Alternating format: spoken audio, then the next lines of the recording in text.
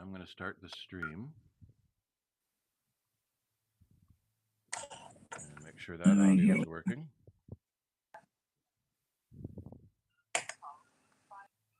Okay.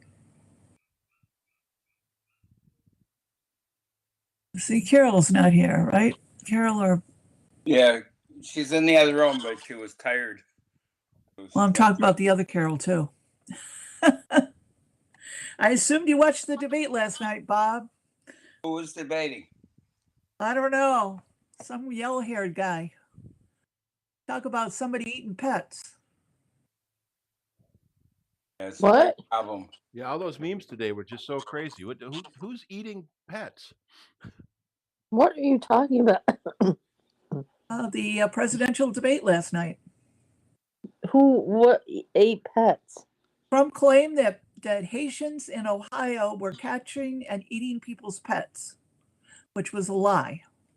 No, But he saw it on TV. He saw it on TV and he thought it was It has real. to be true. And his vice president was pushing that meme and he saw it and repeated it. And everybody said, "What's wrong with this man?" Well, if you see it on TV, it must be real. Right. Yeah, just like the stabbing at my apartment building. Right. And they show 2 women had a fight and someone got stabbed. And they show footage of Kim and I walking out of the building as if we were the ones who had the fight. And it's like, and we didn't even, there weren't no news cameras. They must have drones or something. And then they put this like little clip on television showing the 2 of us with a voiceover that 2 women had a fight and there was a stabbing. And it's like, that's bad journalism. Sue them. Yeah. That's right.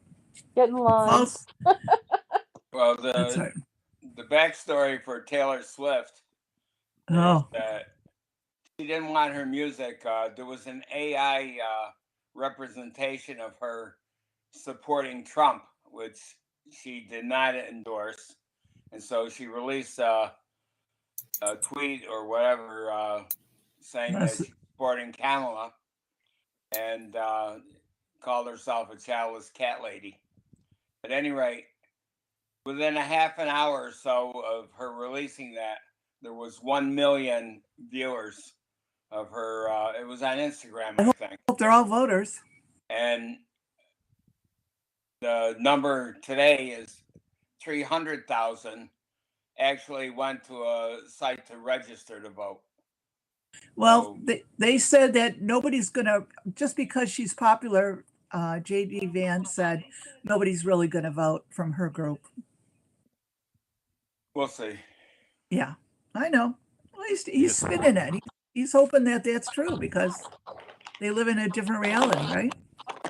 So now the people that hate her have to vote for Trump because they hate her.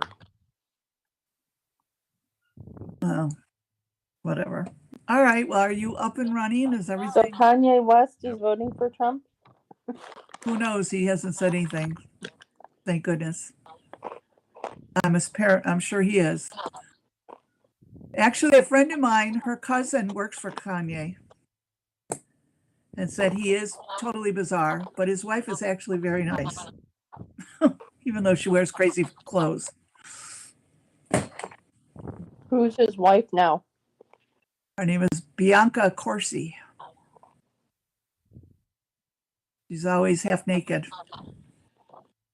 But that's her fashion statement. Well, there were stories going around that he makes her wear that clothes. I read that too, and then there was a whole article about her, and it said no, she does it herself.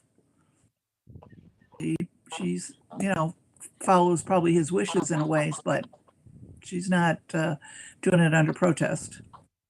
All right, are we ready? Do you want to get going? I think so, yeah. All right, well, it's 7:14, so let's officially begin. All right, so welcome everybody to our September CIDER group. It's crazy that fall has already started. I've been driving around and I can see trees already starting to turn a little bit. So it's crazy. I had to go to Cornell on Sunday and oh my God, I could see trees turning all the way down. It was It's a little early for me when it's still warm, but oh well, still is in the air. Anyways, Steve is going to start off. Are you going to do Q&A or Yeah, gonna... let's do some Q&A. I'm making sure the YouTube stream is up. And can I hear what I'm saying? Did Matthew feed you well last night? Today? We got a pizza. Oh. Okay. Steve, So, yes? my usual comment, if you can boost your volume going into YouTube, please do so. All right, let me bring that window back up. I'm hearing a little feedback. I don't know from where. Kim. Me? Yeah, the upper I'm left. on Yeah, the upper left corner of the window lights up who's talking most recently. I'm only on one device. Yeah. I only own one device. Well, if you mute your microphone, then we'll be sure not to have noise. All right, so we had a question before we started that kind of goes into today's main topic, but we can talk about it a little bit. Okay. I'm sorry, I apologize. I'm going to interrupt again. Steve, did you boost your volume into YouTube? No, I thought I did. Nope, I'm sorry. I boosted the wrong volume. Take this one. No, that's already at max. That's at max. And that's at max.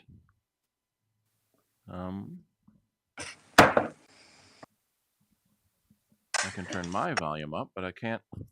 How about this? There we go. If I move the mic closer to my mouth. Now I'm peeking into the reds. Is that any better? That did help. Yes, thank you. Okay. Yeah, we always joke. You got to get the mic close enough to your mouth like you really like it.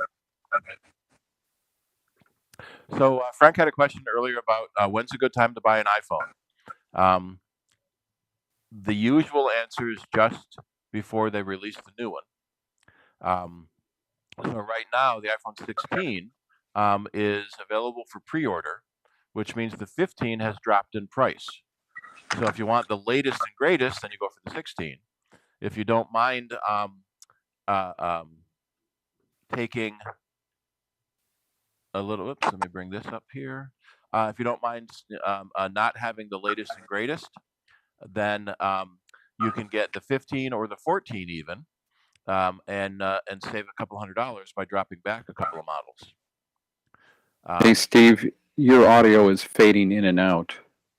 I'm doing the best I can. I'm peeking into the red all the time. Let me try talking up louder, maybe. if we're deaf.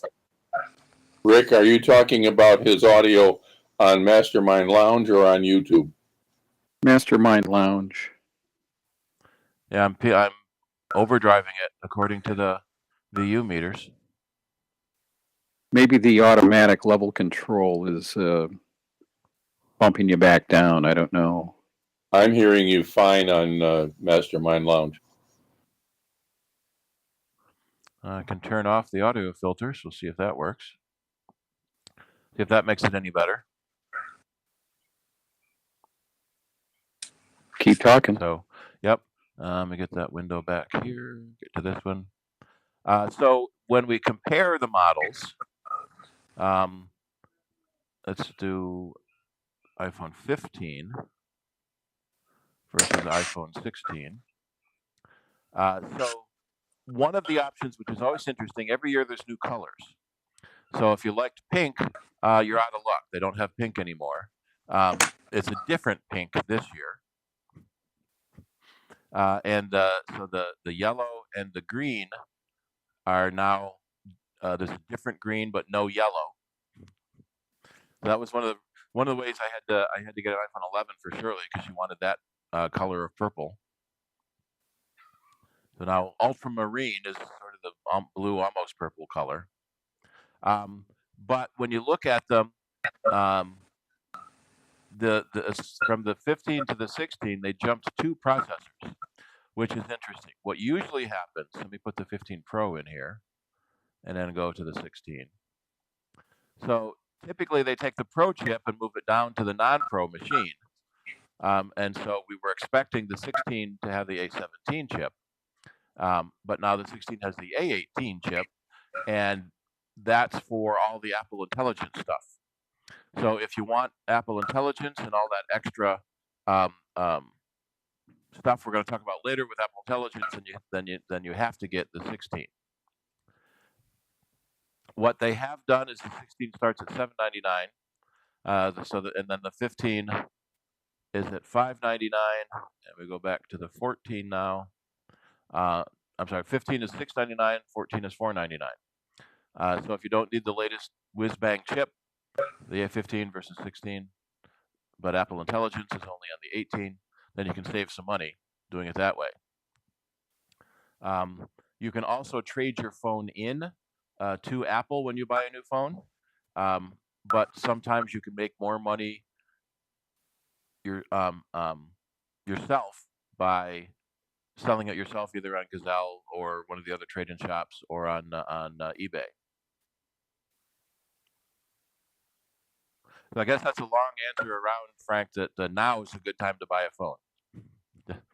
Just when the new models come out, the old models drop in price. What phone do you have now, Frank? I have the 10X. So I'm looking at the 16 Pro because I like the looks of the camera and the functions that it has. Yep. So I figured, I've waited this long, I might as well, jump to the best I can get it. Yep. Because I keep it forever. Yeah. So that's we say that to a lot of people who get the who don't upgrade often. Is you should get the best you can because then it will last longer before it starts feeling old. Yeah, because I also got to get the new watch also. So yep. Yeah. The battery. Your 10 is 6 generations old now. Yeah, because I got the watch at the same time, and its own battery life is only at 70% on my watch, so it's time to move. Yep. And the new color on the Pro is Desert Titanium versus the natural titanium or the white titanium. But I was thinking of, it's going to come out with the next OS on it. Would it be whether to wait a little bit to get the updates on the OS for it, or as it comes out?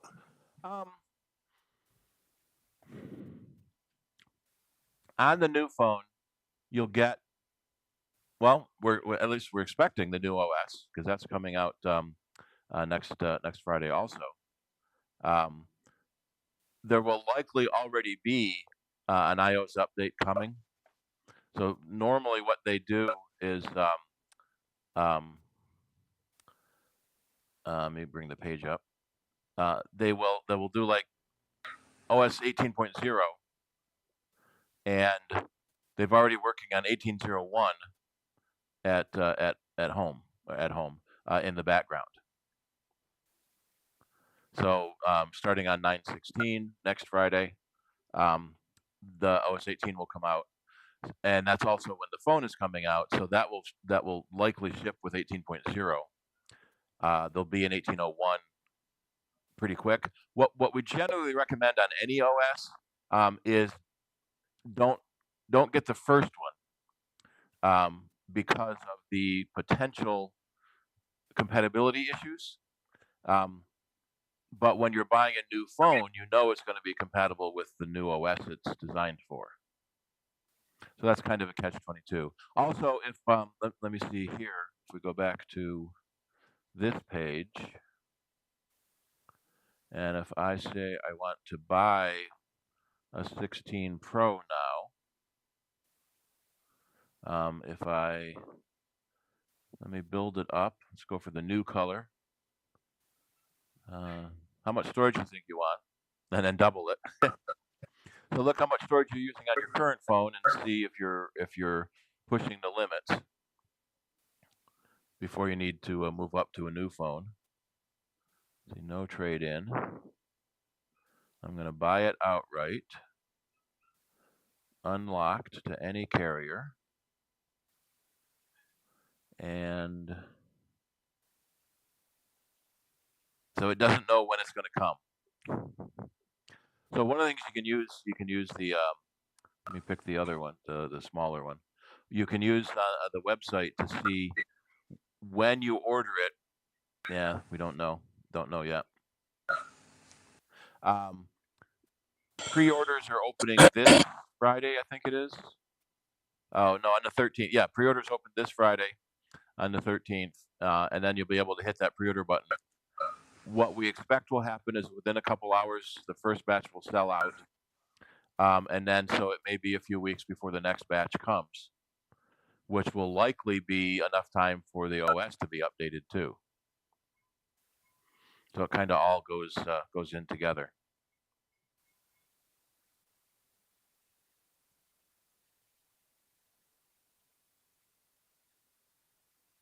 Does anyone else have any questions, or should we just go into the iPhone news?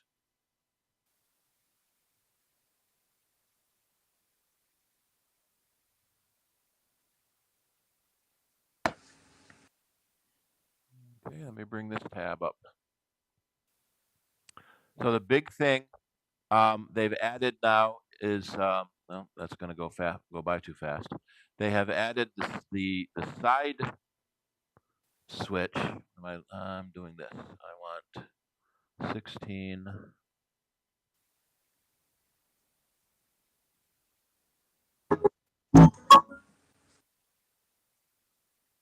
And so they've added a new switch, a capacitance sensor on the side, so that you can use it for camera control. You can use it to bring up extra settings on the camera.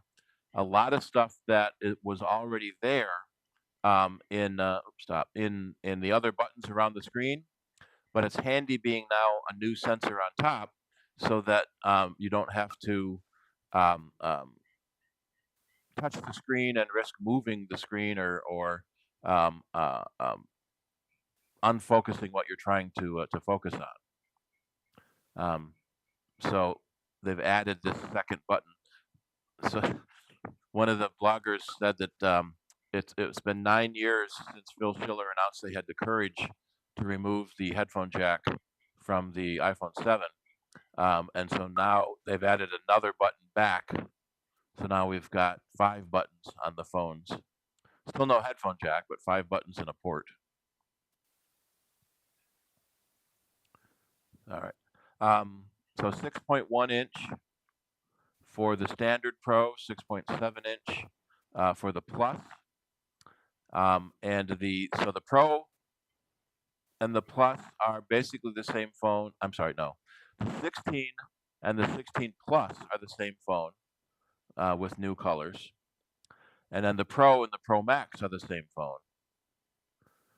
And the Apple Intelligence is now activated the way Siri used to be, with the side Siri button. And now instead of the little glowing thing at the bottom that Siri used to be, it's the entire edge of the screen. And that's basically where, was there a play again? That's where they glow up tagline they had when the announcement went out. So the whole outer edge of the phone glows when you activate Siri, which is now powered by Apple Intelligence.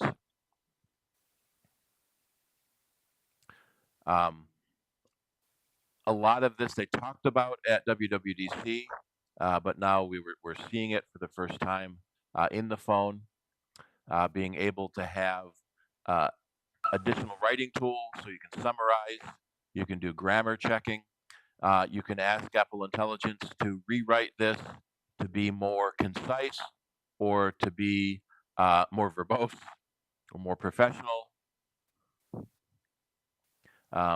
See some of the big changes they've added with that side action button. Now you can program it to do other things rather than just activate Siri. So you can bring up notes or bring up phone or photos, so you can have it open a specific app. There's now a priority inbox in your mail so that people you mark as VIPs or things that Apple Intelligence thinks is extra important, it will move to the top of your inbox.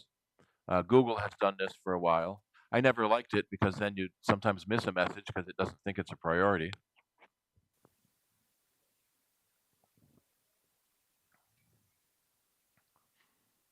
And again, they tout their privacy.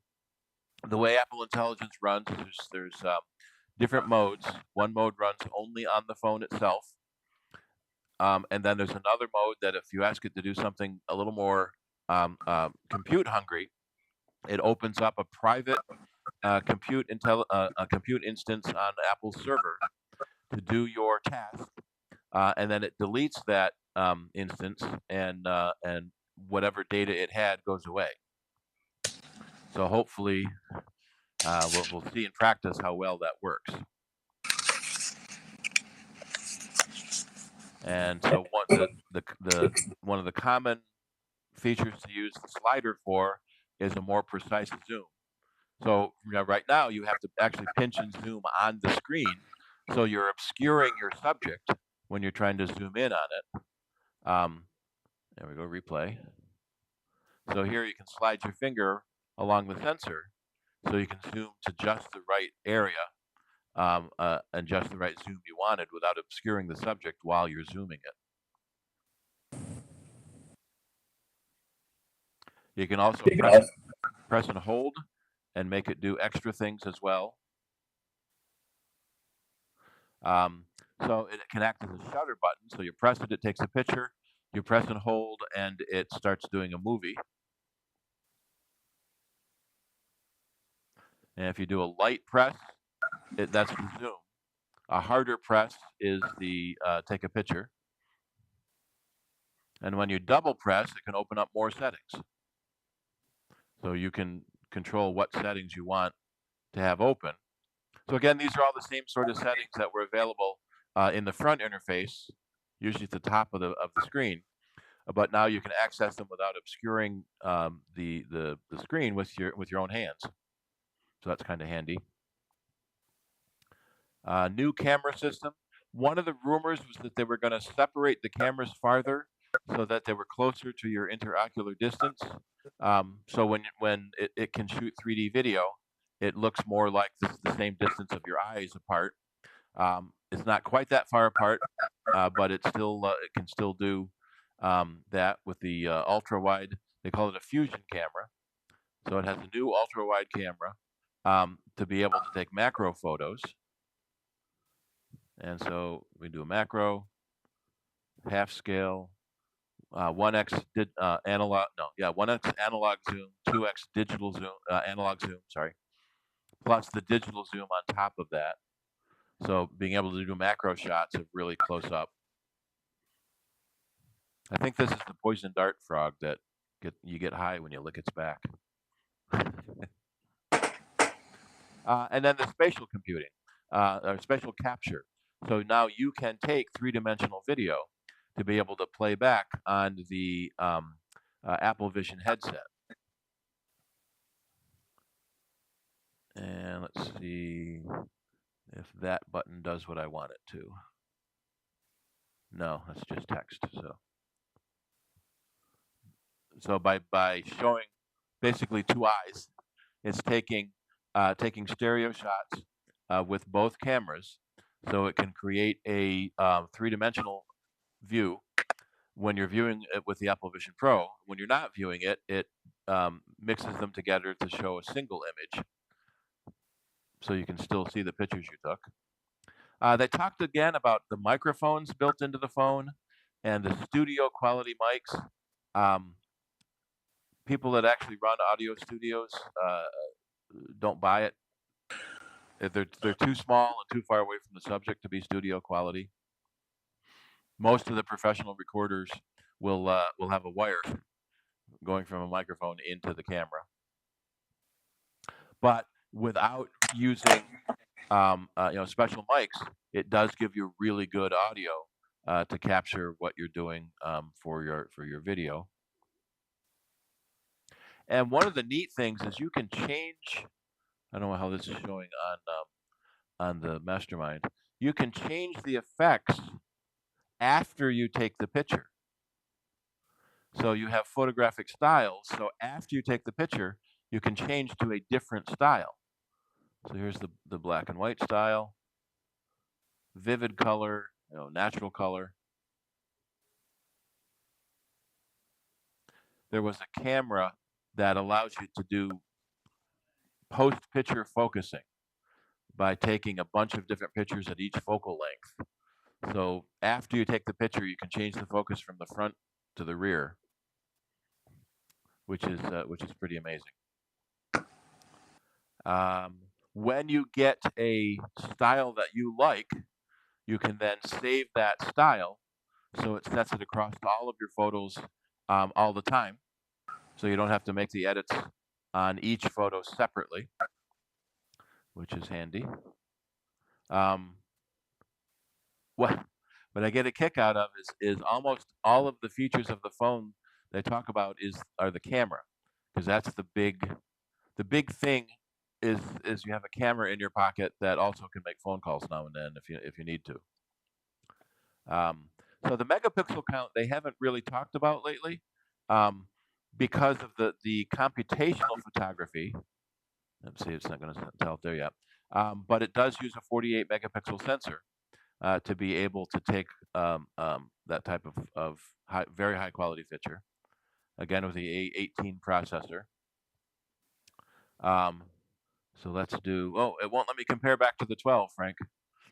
So it's 60% faster than the 12 with a 6-core CPU, and twice as fast in graphics with a 5-core GPU because it has that extra power in the chip.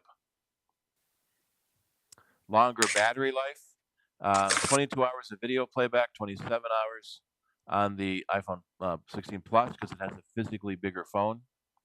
They'll also be bringing up a faster charger, so you can charge it up to 25 watts. And they have the fast charging mode will give you a 50% charge in 30 minutes. So that if you're running out of charge, you plug it in for a little bit of time, and you can get a better charge again. And again, that's 5 more hours of video than the 12. Built out of aircraft-grade aluminum. Although, how many people saw the Delta airline airplane that got ran into and ripped the tail off? So, aircraft-grade aluminum doesn't really mean as strong as you think it does.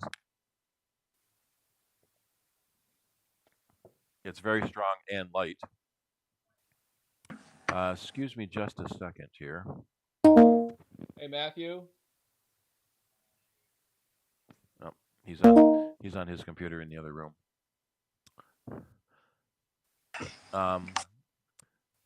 Ceramic shield. So it's not just a glass cover; it's a ceramic shield to help resist cracking. Although the joke is, you drop it 10 times and nothing happens. You drop it 99 times and nothing happens, and then that 100th time, you've weakened it so much by then that it does finally break. Oh, and there you can see the new capacitance sensor versus the older action button. Splash water, dust resistant, but not waterproof, water resistant. So if you drop it in water, get it out of the water as fast as you can. New colors, the same black and white we've had, but now a new green, a new pink, and a new blue. The action button can be programmed to do other things, and it can also be programmed at different times to do different things. So say during the day, you can tell it to answer the phone, but at night, you can tell it to turn your lights on. So we still have the silent mode switch, or you can switch that into different functions with that action button. So you can make the action button do different things. And the neat thing with the shortcut is you can, as I just mentioned, you can program a shortcut to launch different applications and do different things at different times of the day. And there's people that are really deep into shortcuts. You can customize. Well, customize isn't the right word. I guess it is. You can change the background color of icons. So that when they announced this feature, a lot of developers were pretty mad because they might have spent a lot of time and money designing their icon. So now, if you want a dark mode on your phone with a dark background, you can change the background color of all your icons.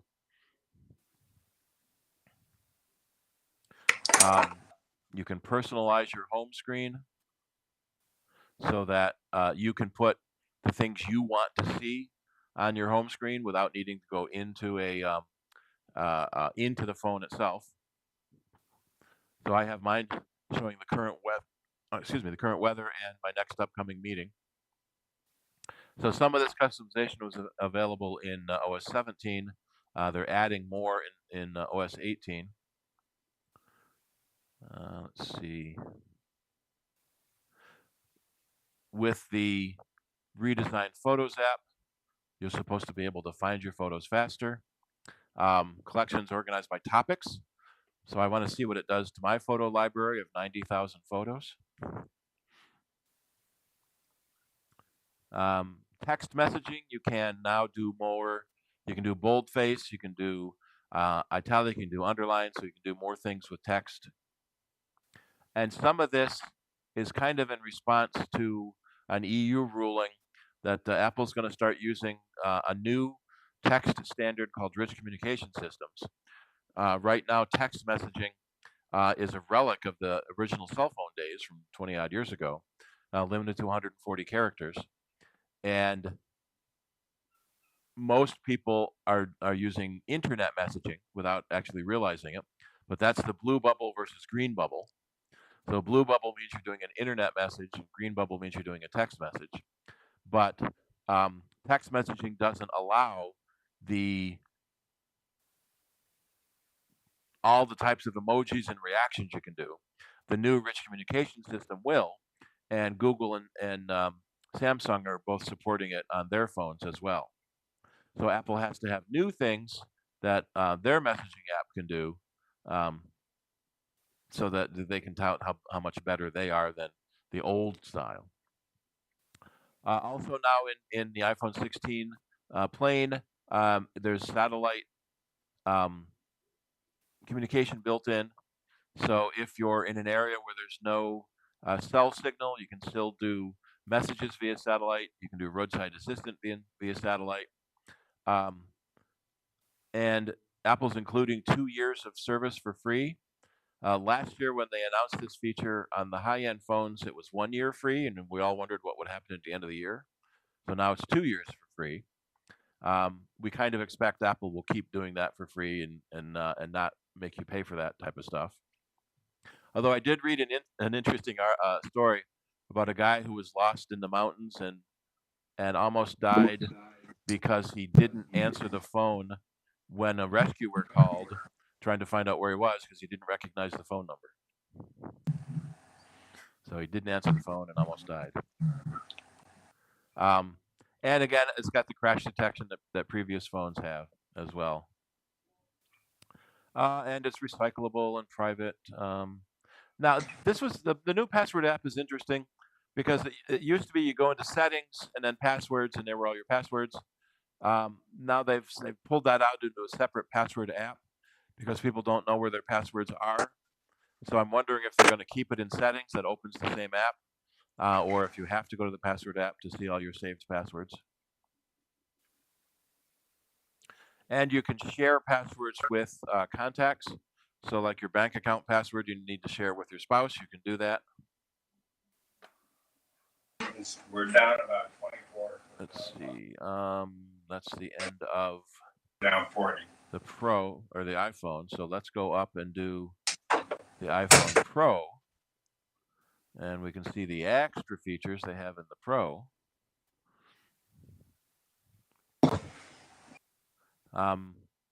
Biggest difference with the Pro is it's got 3 cameras instead of just 2. Starts at $999, so it's $200 more than the standard camera. It's got the same capacitance touch There was the Siri glow. I don't know how well that made it out on the stream. The same capacitance touch. They've upgraded it to 4K 120 frame per second Dolby with 4 mics. And it's even thinner than it was before without sacrificing battery life. And the new A18 Pro chip versus the regular A18 chip is even bigger, even better. Let's see. So now the Pro starts at 6.3 inches instead of 6.1, and the Pro Max is 6.9 inches instead of 6.7 in the previous version. So the new Pro phones are even bigger than the previous Pro phones at no additional raise in price, $9.99 and $10.99. Let's see, that's all the same. New titanium, new recyclability. They've made the bezels around the screen even smaller. So that's one of the ways they made the screen image bigger, is by making the bezels smaller. Grade 5 titanium, that must be better than grade 4 titanium, right? And then on the Pro model, you've got black, gray, white, and desert. So sometimes the phone choice you want depends on the color you're getting. The new ceramic shield is even harder than before. All the same Apple Intelligence stuff. One of the things I liked were you can generate an image now automatically. So it's like having something like Midjourney built into the phone. So they had what they type in, disco ball pigeon. You can now clean up photos by removing background objects or people. Now, a lot of that was available in third-party photo apps, but now it's built into the Apple Camera app. We see a lot of back and forth between the Google Pixel camera app and the iPhone camera app, that each one claims they can do the next cool thing, when third-party apps could do both of them long ago. Privacy thing is the same. Camera controls are the same. Let me find out exactly what cameras. So it has a better camera with the 3 cameras now. Yeah, 48 megapixel. So Fusion camera, it can mix all the cameras together to create the image. Same audio stuff. They have a bunch of shot on iPhone videos. We're wondering how much.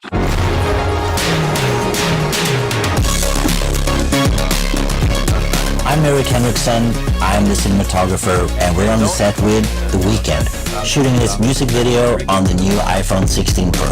Okay, hey, but we're gonna do a super fast song. Try to sing on it. Hey, Eric, you're at 20, right? When we were told that the iPhone can now shoot in 4K 120 frames per second, we wanted to do a music video shot in slow motion.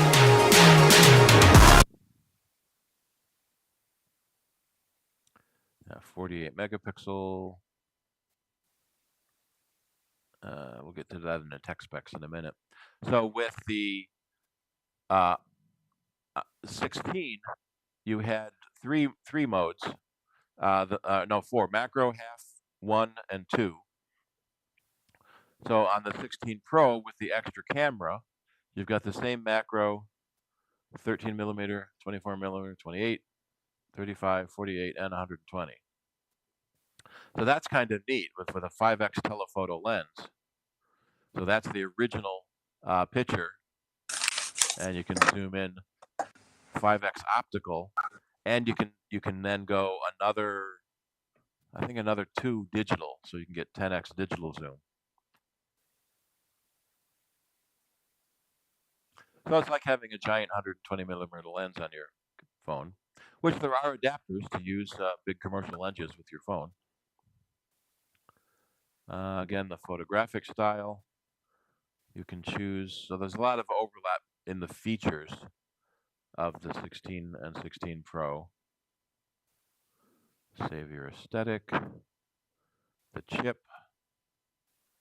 So 16 core neural engine, 6 core GPU, 6 core CPU. So 28 cores in your phone. And you look at the one of the last Intel Macs had 8 cores in it, and that was exciting. And now the phone has 24 cores in it, and 60% faster CPU and twice as fast than the GPU. So if you're doing first-person games, they run all the better.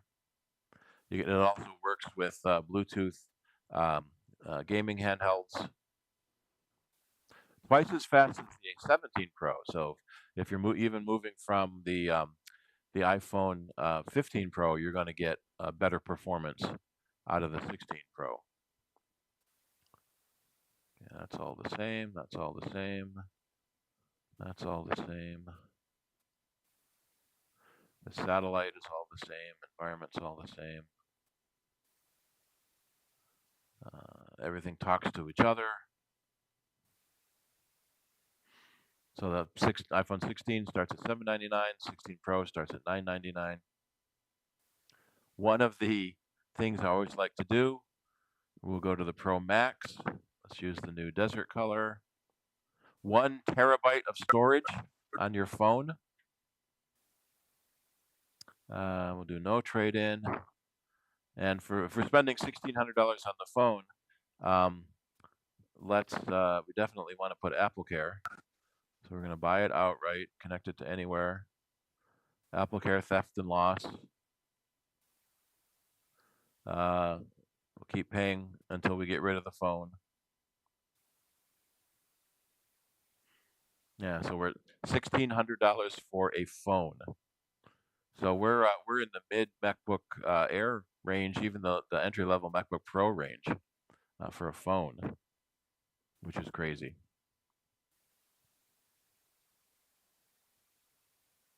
All right, let's do tech specs. So this is kind of the cool thing. All the differences between them. So what's interesting is the regular 16 comes in 128 gig. That's how they get the price down to $799. But you can also get that with up to 1 terabyte. 199 grams or 227 grams for the Pro, or the Plus. So instead of 6.1 and 6.7, they're now 6.3 and 6.9.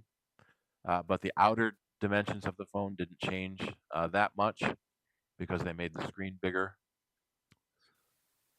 6 meters for 30 minutes, maximum immersion. But yeah, try not to do that yourself.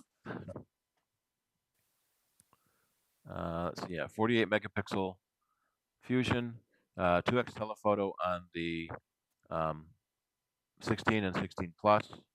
Here we go, digital zoom up to 25. Where's the other piece I wanted to? Yeah, so the front camera is 12 megapixels. Same Face ID, same Apple Card, cellular bands, location. So that's all pretty much the same as it was. There we are.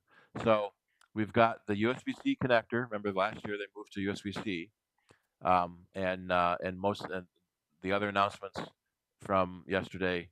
All of Apple's accessories, except the Apple keyboard, still are now USB-C. So you've got your side button to activate Apple Intelligence, or sleep wake is what it often is. Well, your action buttons, your volume up and down, your camera control. So we have 5 buttons and 1 port. So we're back to using buttons again. And it can use USB 3 at 10 gigabits. So if you are shooting high quality video, it will be able to transfer to your computer faster. It uses DisplayPort protocol, so you can plug into VGA or HDMI monitors. In fact, a lot of times the same monitor you plug into your computer, you can plug into your phone as well. Charging, faster charging with MagSafe. All the built-in apps. So sometimes you don't even have to buy a new app because pretty much all the apps you need are built in. And the EU is a little annoyed by that. So now you can have dual eSIMs, but they do not have a physical SIM card anymore. So they're electronic SIMs. Theoretically, that was supposed to make it easier to switch phones or phone carriers, but it was never as easy as pulling a card out of one phone and putting it into a different phone. One really neat new feature that's coming is hearing aid compatible. There was apparently a change in the FDA regulations for hearing aids. So now you don't need a prescription for hearing aids.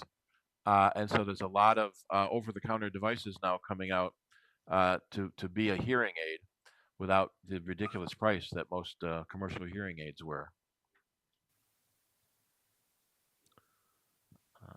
That was that. So all the same languages are available. They're including a charging cord, USB-C to USB-C. They are not including a charging brick again. There was a lot of controversy when they stopped including the charging brick, but Apple said a lot of people already have charging bricks. We don't need any more waste. But people had USB-A charging bricks, not USB-C charging bricks.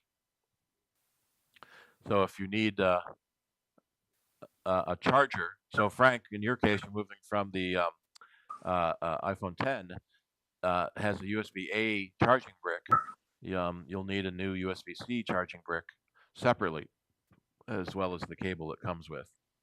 Well, I got one that came with my iPad, so that should work. Yep, same USB-C will, yeah. And what's interesting now is they're highlighting now switch from Android. They've had an Android app for years now to allow you to switch all your stuff from Android to Apple. And they're starting to accept trade-ins on Android phones, which is also new.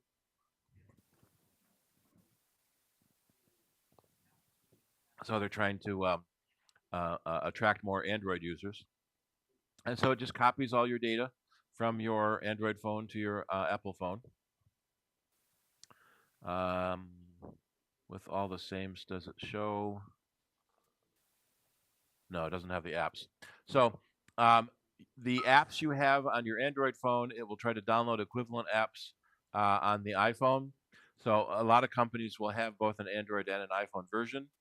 So the Android migration will automatically download the new Apple apps on your iPhone. So you can migrate easily from an Android phone to an Apple phone now as well.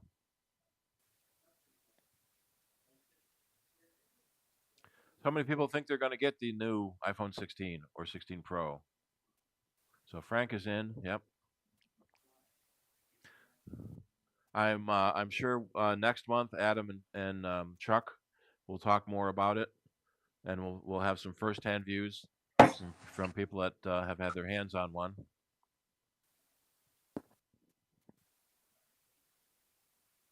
We have iPhone 8s, and I'm thinking about getting a newer one, maybe a 14 or 15.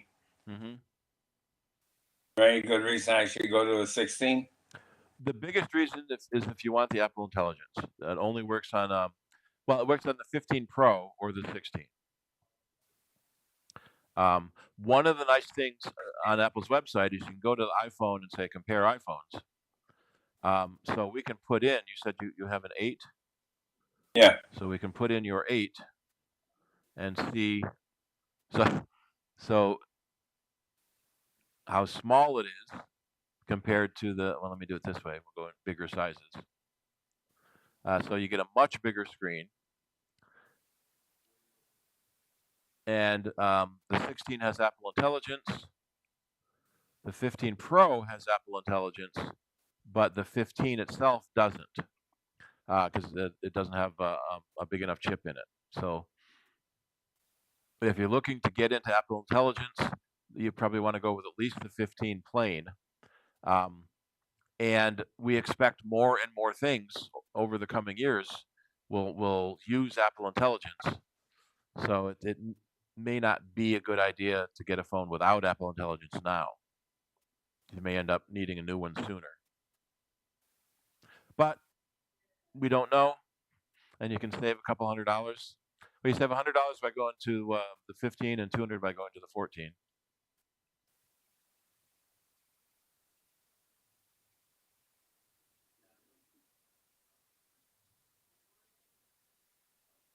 So the one thing, the big difference on the Pros is the 3-camera system.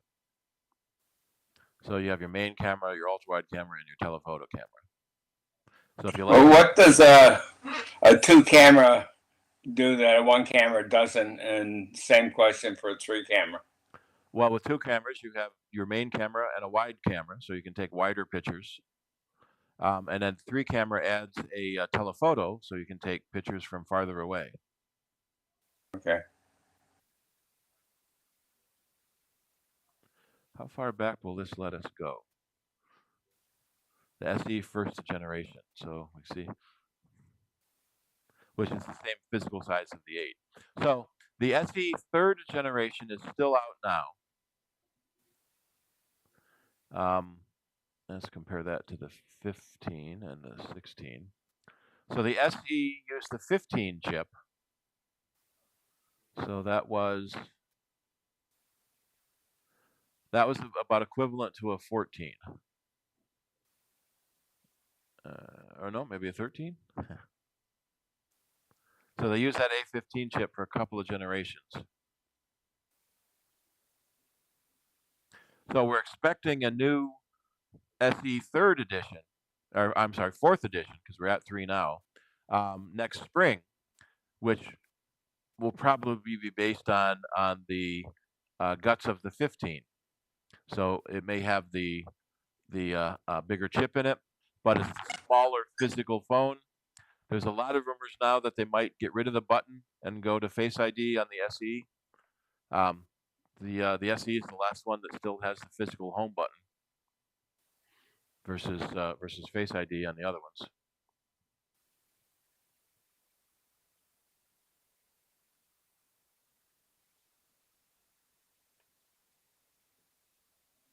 So in addition to the phone, they also came out with Watch Series 10.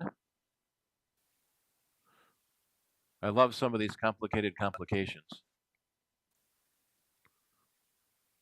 You know, like this one. Look at all the little dials on there. So the joke is that they're called complications because they added so much complicated gears to the original watches that used gears. So it's got the heart rate monitor. It's got the fitness monitor. You can get a model with cellular service. Although most of the time, you really probably don't need cell service in your watch. That's for like you want to go running and leave your phone at home because it weighs too much. Or so you can save $100 and some by getting the watch without the cellular in it. You got the location system, and then the new Ultra for extreme athletes. So it's extra rugged. It can dive to 100 meters. It can climb mountains and work in thinner atmospheres. So the Watch SE now starts at $250, the Watch 10 at $400, and the Ultra at $800. So let's go to Watch Series 10. So the display is the whole screen is even thinner. The watch is thinner. They've added a sleep apnea feature is going to be added soon.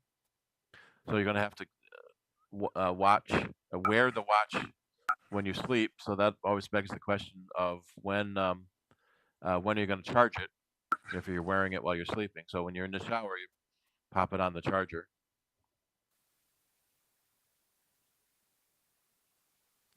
Let's see, we go to next. Nope, that was too far. This one. No, all right, we'll do it this way. Okay. So better sensors for water temperature, water depth. I think that looks like a surfboard, maybe. Fast charging again. You can get an 80% charge in 30 minutes. So that's when you need to charge it when you're after the shower or during your shower. So can you set that? Probably not. That's probably done automatically. It just learns to do it. Yeah. So the phones and computers have been doing that for a while, especially the phones. You plug it in to charge it, and when you go to bed, it will do a slow charge up to 80%, and then it learns your habits of when you get up. So say you get up at 9, it will make sure it's at 100% by 9. So get up in the middle of the night, go to the bathroom, it won't be charged yet. Because it's bad for the battery to stay fully charged for too long. So it automatically tracks that so it doesn't overcharge the battery.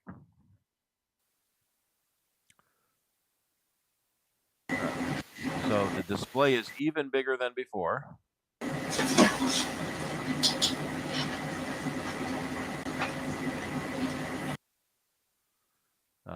So it's thinner than it has been, but the display itself is bigger, which is kind of neat. So there's a difference between the 7, 8, 9, and 10. A couple of millimeters doesn't look like much until you wear it on your wrist all day long. So they went from so the previous models had a red ring on the digital crown, so people knew you had the new version. Now it has a gray ring on the digital crown, so people know you have the new version.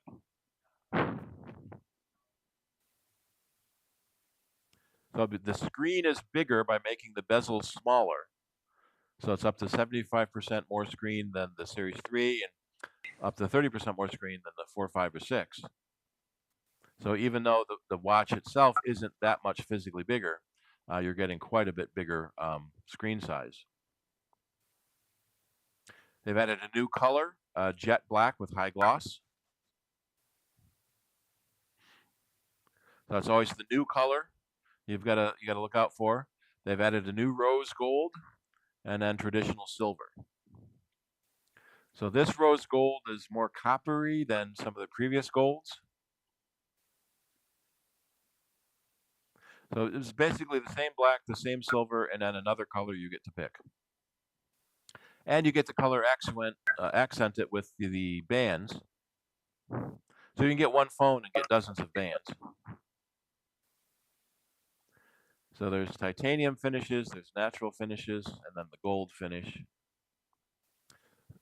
So titanium is even better strength to weight ratio than aluminum.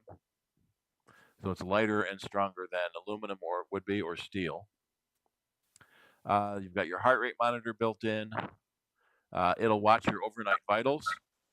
So it looks like heart rate, breathing, temperature, and how long you were in bed. So it can help track your health. I use a program called Sleep, and every morning when I wake up, it says you slept really bad, and I said, thank you, I know that. Between my sleep apnea and Shirley hitting me when I snore too much.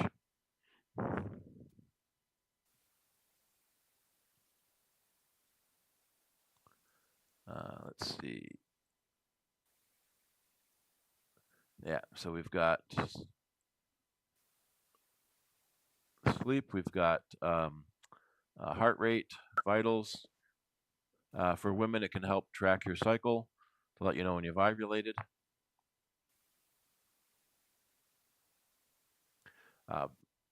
The fitness section has been updated now. It better watches and can automatically start a workout. There's a big problem where you start working out, you forget to tell your watch, so then it doesn't count in your watch. A new water temperature sensor, so can tell if if the water's too hot for good health. Let's see. Apple Intelligence can work with the new AirPods as well. Has translation built in. That has been a separate app for a while, but now that's built in. So you can do, especially with the Asian languages, you can do the actual pictographs and then the transliteration. And if you do get a version with cellular, it means you can go without your phone and still be able to answer phone calls. Same Apple Pay. They've added a new ultra wideband Bluetooth chip for precision finding. So if you misplace where your phone or your watch is now, it can direct you almost as if it had a GPS lock. So it can know how far away you are, and then you can have it turn on. You can have it make a chirp when you get close enough. Let's see here. So it has fall detection, crash detection. When your workouts end, you can send a notice to your friends to brag that you finished a workout. So basically, they're trying to gamify working out to hopefully have people work out more. And again, the recycling, pay it off.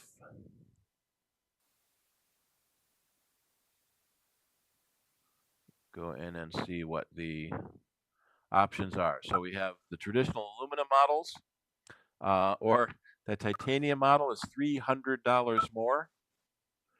I don't know if I like titanium that much. At least it's not as bad as the $10,000 gold watch there was in the very beginning.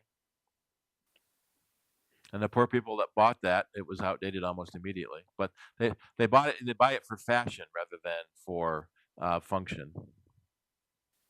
Right, so let's max it out. Might as well. Available in 42 millimeter or 46 millimeter. Oh, I got to pick a color first. Do I want natural, gold, or slate? Well, let's do natural. I'll do the big one. Rubber, textile, or steel. So the band, $800 for the band. So that can really jump. So the phone starts at, or the watch starts at $399, but by the time you add all the other stuff, it can jump up quite a bit.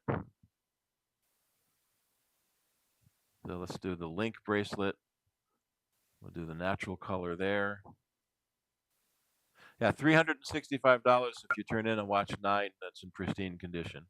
We'll do no trade-in, so we're going to buy it $1,049.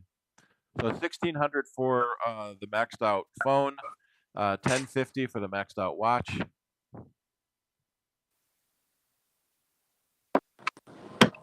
You can end up spending a crap load of money.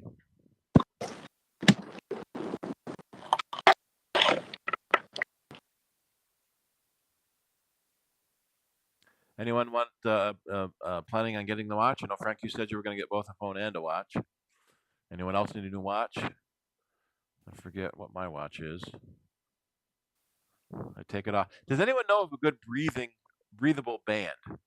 My watch, I get sweaty, and my watch, I got a cloth band now that I thought would be good, but I need a good breathable band so it doesn't irritate my skin.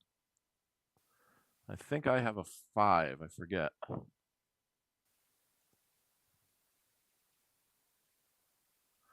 Settings. So I'm probably due a new watch. Well, I get hand-me-downs from the boss. General about.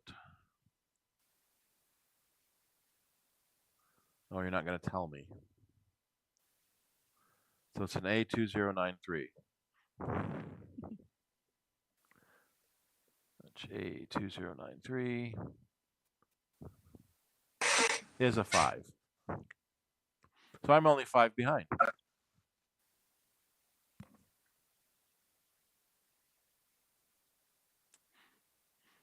Alrighty, any questions so far?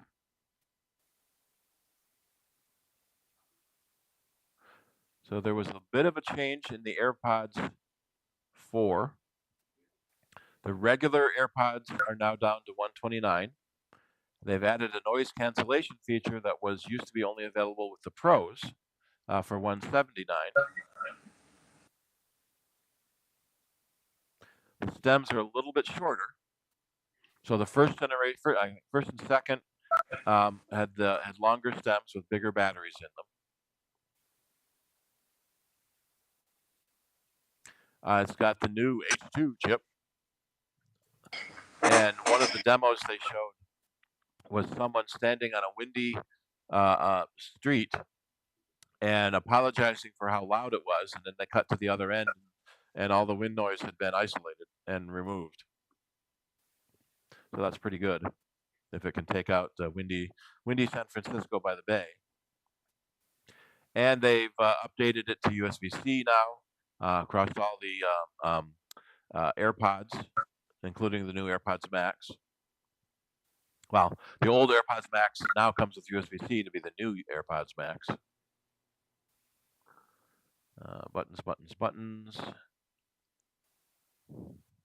So it has an adaptive EQ that tunes the music to fit your ears.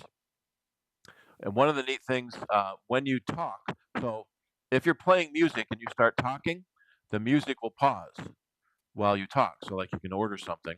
And then when you stop talking, the music starts playing again. So no more trying to tap the head to play or pause your music. It automatically will do that now. And so that's the conversational awareness feature. There's also a transparency mode that lets you hear noise from the outside, or the noise cancellation cancels all noise from the outside. So you have 3 different modes on how much outside noise it lets in. So say you're mowing the lawn, you want no noise to get in. They redesigned the shape of it again. They keep saying about how they do laser scans of thousands of people and generate a pattern that should fit most of them.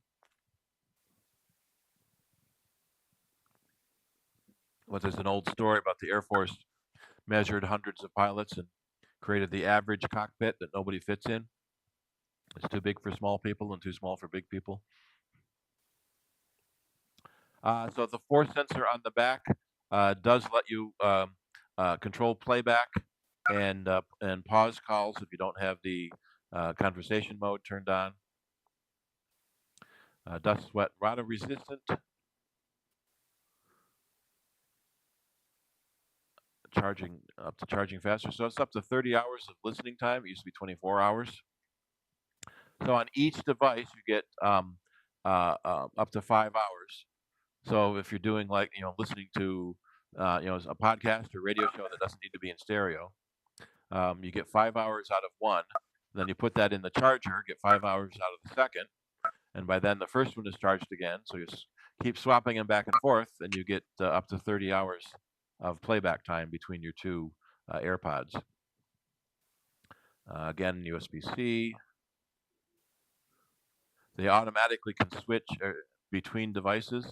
So one of the complaints that I've heard about, and I've run into a little bit myself, is if you have too many devices, I've got a phone, a computer, a tablet. When you put on your AirPods, which one does it connect to? And the idea is it connects to the closest one. They've added the Find My built back into it now. So if you lose your AirPods, you can help track them down. Even when they're out of Bluetooth range, if anyone with an iPhone happens to walk by it, it will get pinged and it will let you know. Siri features built in, so you can ask questions.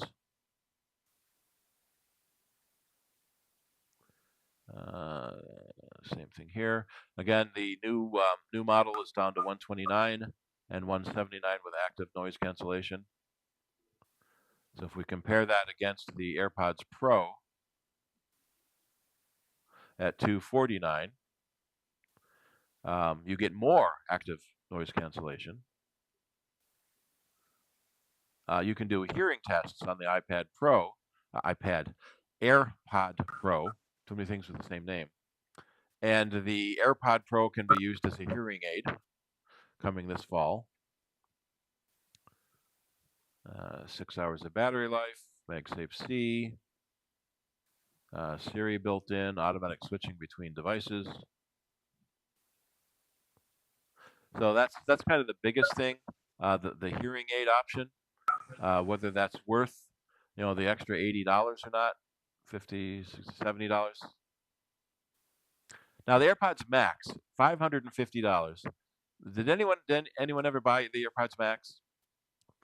We sold a few of them in our store, but it's a very hard sell for $550 for an over-the-ear headset. You got to be a real audiophile for that, and Bluetooth doesn't pass that good an audio signal anyway.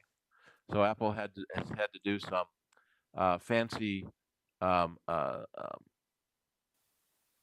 technology to get the audio level to work in the Bluetooth connection.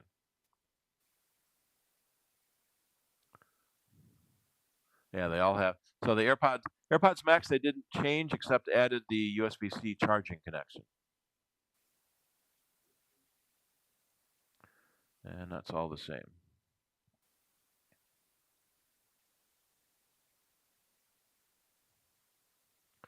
So phone, watch, and AirPods.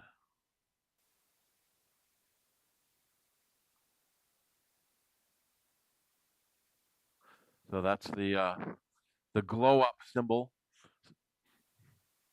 the older Siri symbol that's now going to expand into the full wraparound Siri logo.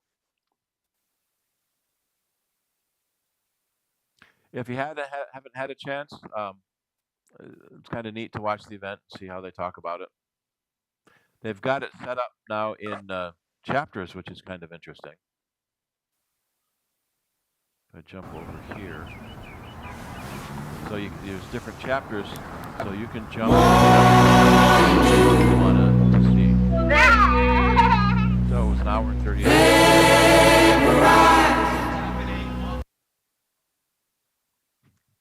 Jackie scheduled me an appointment right in the middle of it, so I missed seeing it live. I had to wait for later. But part of it was there wasn't really anything that new. Pretty much everything had already been talked about. One of the big concerns with the iPhone 16 is the new a capacitance button. So let's go to accessories for iPhone. So Apple's iPhone 16 accessories, now in a clear, because that was one of the stories for a while. You buy a phone in a fancy color, and then you put a colored case on it, so no one can see the color of the phone. But now they have a clear case available. And they're going to show me the side? No. They have a, for the capacitance button, the case has an extra sapphire crystal to pass your capacitance on through to the phone. So every other case manufacturer is now going to have to do the similar thing or trying to make a cutout for that phone. And it feels like the prices of the cases are a little lower than they were before. $50 for an Apple case is actually pretty cheap. Now, we wondered if they would keep doing fine woven. This may be the last fine woven thing left.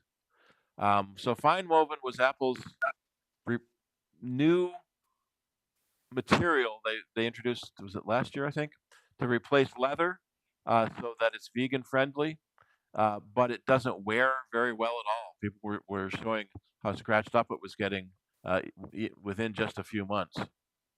So it doesn't surprise me that there aren't that many fine woven things left on the store. Yeah, that's the only one, is that fine woven magnetic wallet. Yep.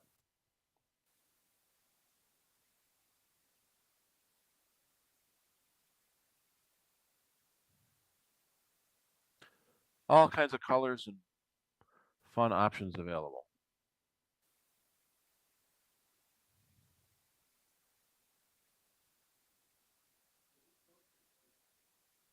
Alrighty, any other questions on anything?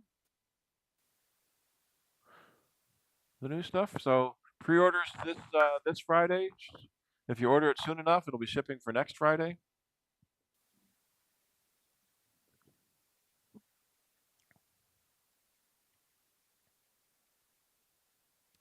Shall we take a break, Shirley?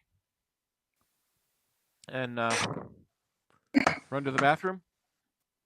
Yep, that should be fine. Let's see, it's 8:25. Do you want to do 10 minutes? Make it 8:35? Sure. All right. We'll be back by 8:35. All right, sounds good.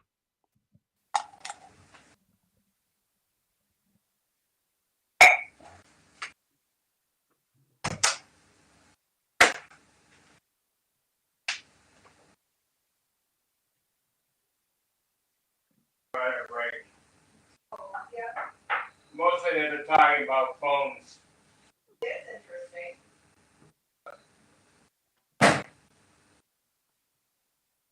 Well, maybe instead of getting the brand new one, get one. What I'm thinking of is the brand new one is coming out. So it's coming out now. But they say not to get anything for 4 to 6 weeks, so all the witches can. Well,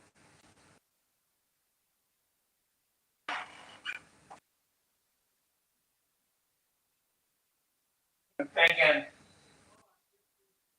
we both got 8, and I think I'll get you 14.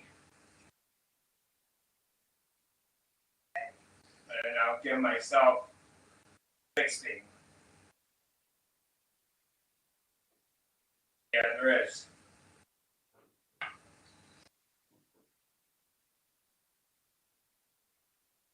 I think, considering you got the iPad, got the laptop, 14. It's a significant upgrade. Yeah. Like 400 or 500, something like that. But they'll do it. But they'll do it on time, so it won't be that. Bring me a chocolate chipper, please. No bag? No, just one.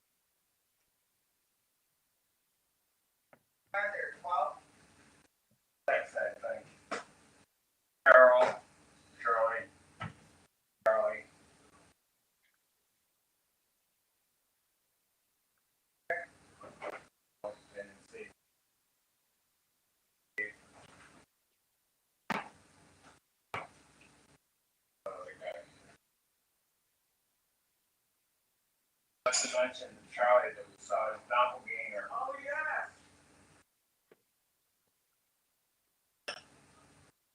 Where was it? Okay. Oh, that's right.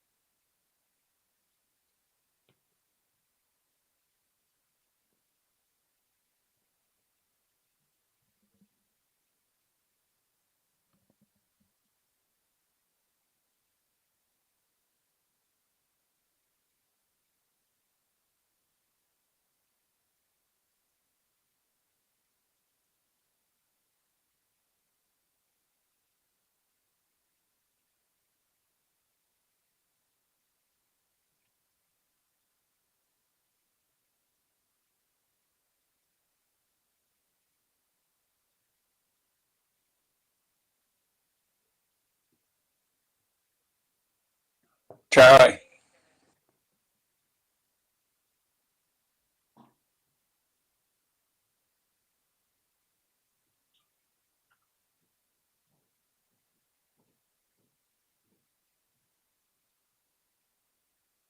Oh yeah, I saw your doppelganger at the JCC the other day.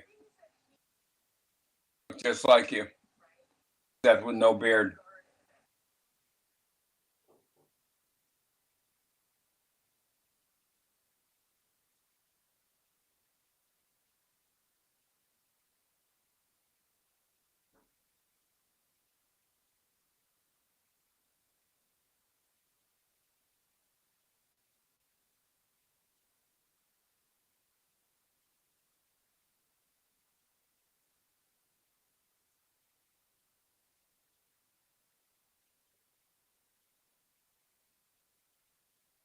Bob, I apologize. I had left the meeting tab on my computer, but I did hear what you said. I guess we have doubles here and there. Yeah. Well, I sat down at a machine next to him and noticed I had to look twice. And then I said to Carol separately, I said, there's this guy over there. He looks like, and I didn't have to say the words. She said he looked like Charlie.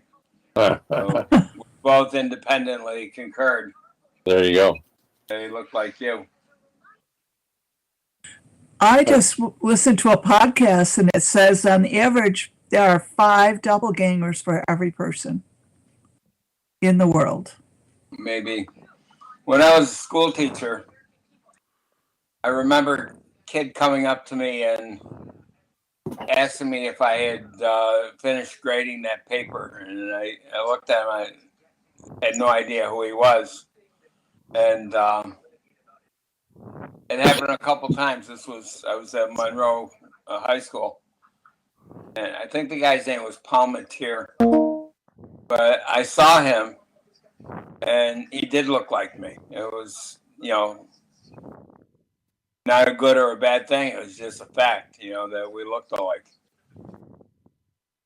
Went to a teachers' conference and a couple of teachers came up and started asking me about the wife. And I'm thinking, who do you think I am?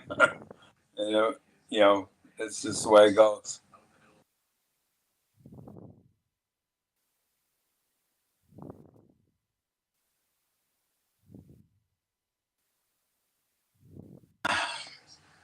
Well, they say everyone has a doppelganger out there somewhere.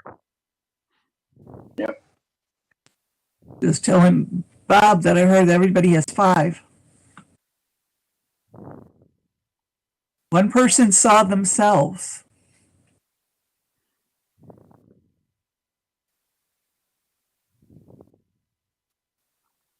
Right, who are we missing?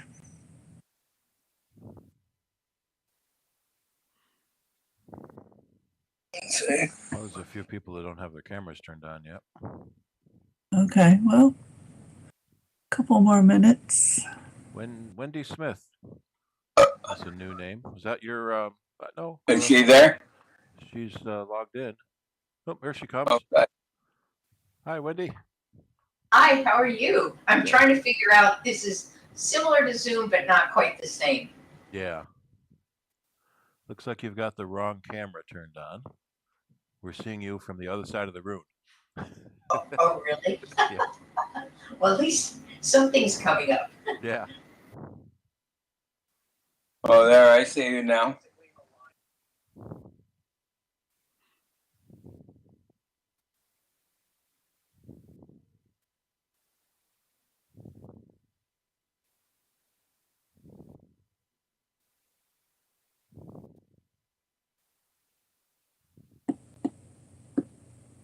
Well, we may have lost one person because we were up to 9 when Wendy was with us, and now she is with us. And I'm sorry, we were at 10 when she joined us, and then now she's still with us, but we're down to 9. I'm not sure who's not here. No. Well, I only see 7 of us. I'm sorry, I didn't understand what you said, Bob. I only see 7. I see 6 on one screen and then 1 additional on the other screen. There's 4 people that don't have their camera turned on. I'm going from the list on the left side.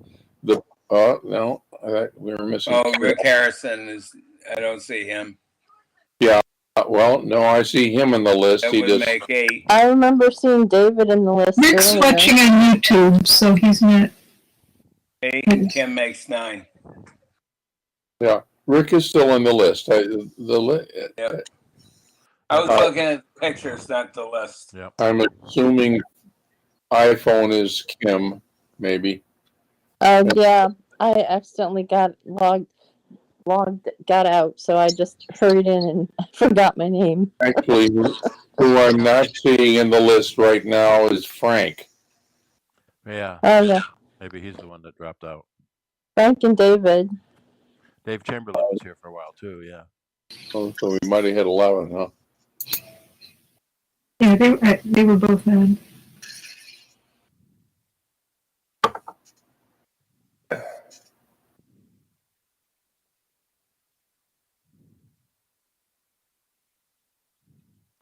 Let's see.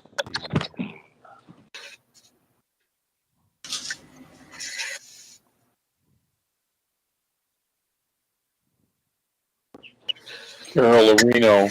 Yesterday, I went for a bike ride out in Akron, New York. I was on my way home on a road trip, and they have a nice setup of some asphalt paved paths that probably total, well, on one of the routes, 10 miles one way, but there's an additional spur off that may be another 5 miles. It was a beautiful day, and it was a nice ride. Nice. And where is it? Akron, did you say? Akron is west of Batavia, east of Buffalo. Okay. So it's not on the canal like other trails? Right, it's not on the canal. And it's a combination of efforts from people in actually a Rotary Club in people in Akron and Clarence, New York. And I had only known Clarence as the name of a throughway rest stop. Yeah. There was a big plane crash there a few years ago. The what the fuck was I Sorry. saying? Didn't know Clarence. It's along New York State Route 5. I'm getting a lot of Kim, something coming in from Kim, but anyway, New York State 5, which is, I believe, Main Street in Buffalo, Main Street in Williamsville, Main Street in Clarence, and then it's not, Akron is not on Route 5. It's on a route you would probably take like the Pembroke exit from the thruway, and then to get there. But they've done a really beautiful job on it. Nice, something to keep in mind for. I found it on Trail Link, which is one site you can use to find trails. There's another site called All Trails that I am aware of, have used very rarely, not as much as Trail Link, but trying to find them. And it's really, it's interesting because there are some formal bike paths around the Rochester area, but there are a ton more of them in the Buffalo area, in northwestern Pennsylvania, northeastern Ohio. A few years back, I had ridden on the, I believe it's called the Ohio and Erie Canal Trail or something like that, which is a strange sounding name to me, but the Erie part was actually Lake Erie, and the Ohio part was the Ohio River. So that trail in total, I believe, is about 90 miles. And I rode a small part of it that is in Cuyahoga Valley National Park, which is, again, in the Akron, Ohio area. My cousin, Charlie, my cousin rides the canal. She didn't do it this year, but there's like 400 people that all go together. They park their cars in Buffalo and take a bus to Albany with their bikes, and then bike backwards to the cars. Wow. So that's what, about 250 miles or something? I guess, yeah, sounds about right. But Albany to Buffalo and all along the canal. Oh, yeah. That's cool. Somebody has brought up trail link. Apparently, I don't know if that's Steve or who. Yep. Yeah. So I did a search for Akron, New York, and it found all of these. Yep.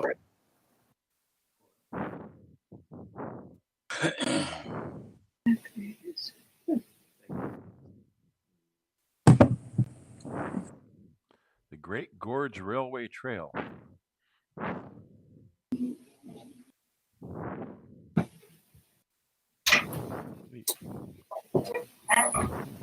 Alrighty, shall we get back started again? Anyone have any other Q&A, not related to, or even related to the phone, if they like? Yes, I have a couple of items, and I can wait if other people have them. Yeah, I have a couple of questions, but I have about 4 of them, so I don't know if this is the appropriate time to ask them. Well, It I'll is? go ahead with my 2. They won't take long, I don't think. The first one involves trying to use AirPods with my MacBook, and I don't actually have to because it has an earphone jack. But when I was trying to do that, I would put the AirPods in my ears and they'd connect and so on, but they were repeatedly muting the volume. I didn't understand the phenomenon and got frustrated and said the hell with them and went back to the earphones. But every time I connected with the AirPods, I had to go up to the little loudspeaker icon and turn the volume back on. Yeah, I'm seeing several reports about that happening. I didn't know whether maybe I restart your phone. We had a customer this week that knew about the turn it off, turn it back on troubleshooting step, I guess, because she turned the computer off, but she didn't turn it back on.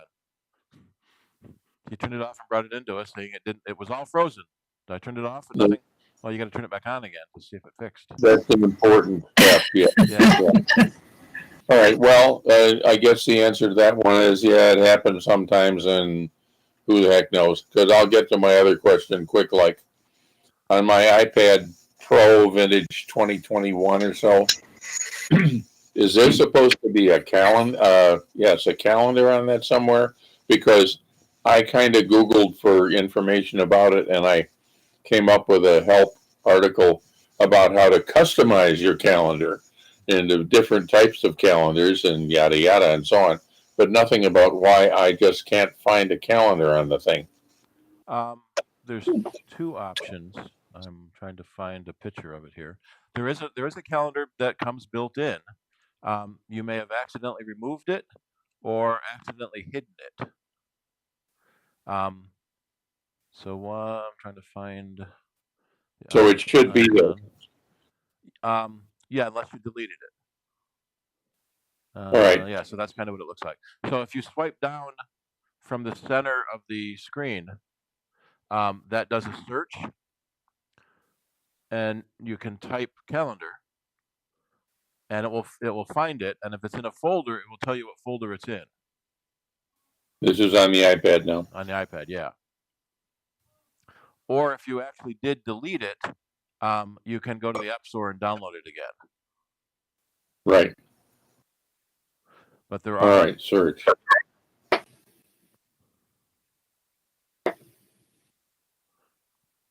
There are a bunch of third-party calendars that people like as well. But I've always found the Apple one does everything I need it to.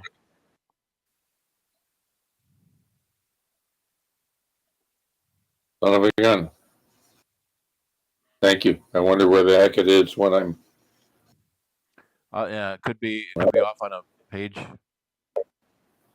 It's there's the icon that expands into, I don't know if you'd call them stacked or whatever, but multiple icons per each. Yeah, that's probably a folder. Yes. Yeah, and I'm not seeing it there, but at least I know how to use the search now. If I ever knew that, I had totally forgotten it.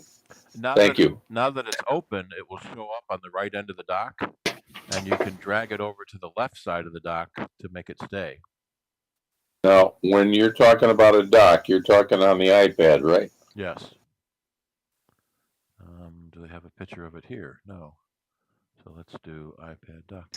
So similar to the computer, you've got the icon dock at the bottom of the screen.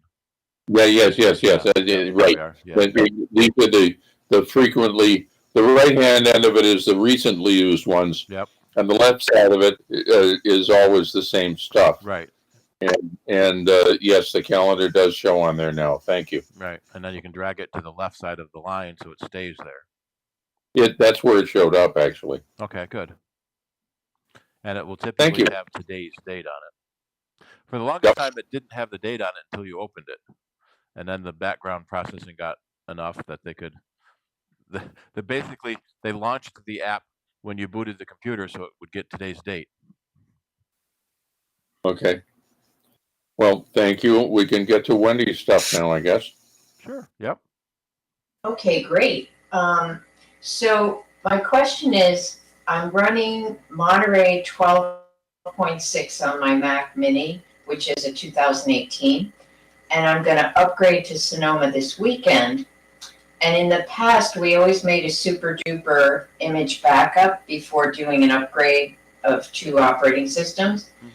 And just to know that if something didn't work out, then I could restore the previous operating system. So now, from what I've read, with APFS splitting the disk into system and user areas, is there still a way to make a restorable image backup?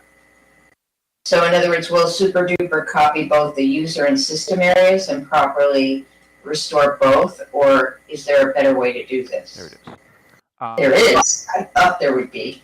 The 2 main programs are Super Duper and Carbon Copy Cloner. Oh, Carbon Copy Cloner. Carbon Copy Cloner went commercial a few years ago. Super Duper is still shareware. If you want to schedule Super Duper backups, then that's where you have to pay for the extra Super Duper, but it's only $28, so it's not that expensive anyway. And there was something about, I remember what you were saying, cloning APFS. Yeah, so in other words, now with APFS, it splits the system into the disk into system and user areas. So is it going to make a restorable? I get up early, so I'm kind of not doing too well right now. Restorable image backup. So in other words, will Super Duper copy both the user and system areas? If you tell it to copy the whole drive, yes. So you tell it to copy what? The whole drive, and not just a single volume. Okay, copy whole drive, not just volume. But generally speaking, you don't need to copy the system volume because that can be reinstalled easily enough. Yeah, not the system, but I thought the image, it would have everything. And I don't know, I'm running Time Machine, but if I ever had to get into Time Machine, I don't know if I know how to find everything. Well, Time Machine has 2 halves. You can restore a single lost file, or you can restore the entire disk as it was when you backed it up. And you do a disk restore by either booting the Time Machine volume or booting the Internet Recovery, so that it can load a clean OS on the computer, and then it goes to the standard migration assistant to restore from your backup. When you have a disaster, you need to reinstall everything.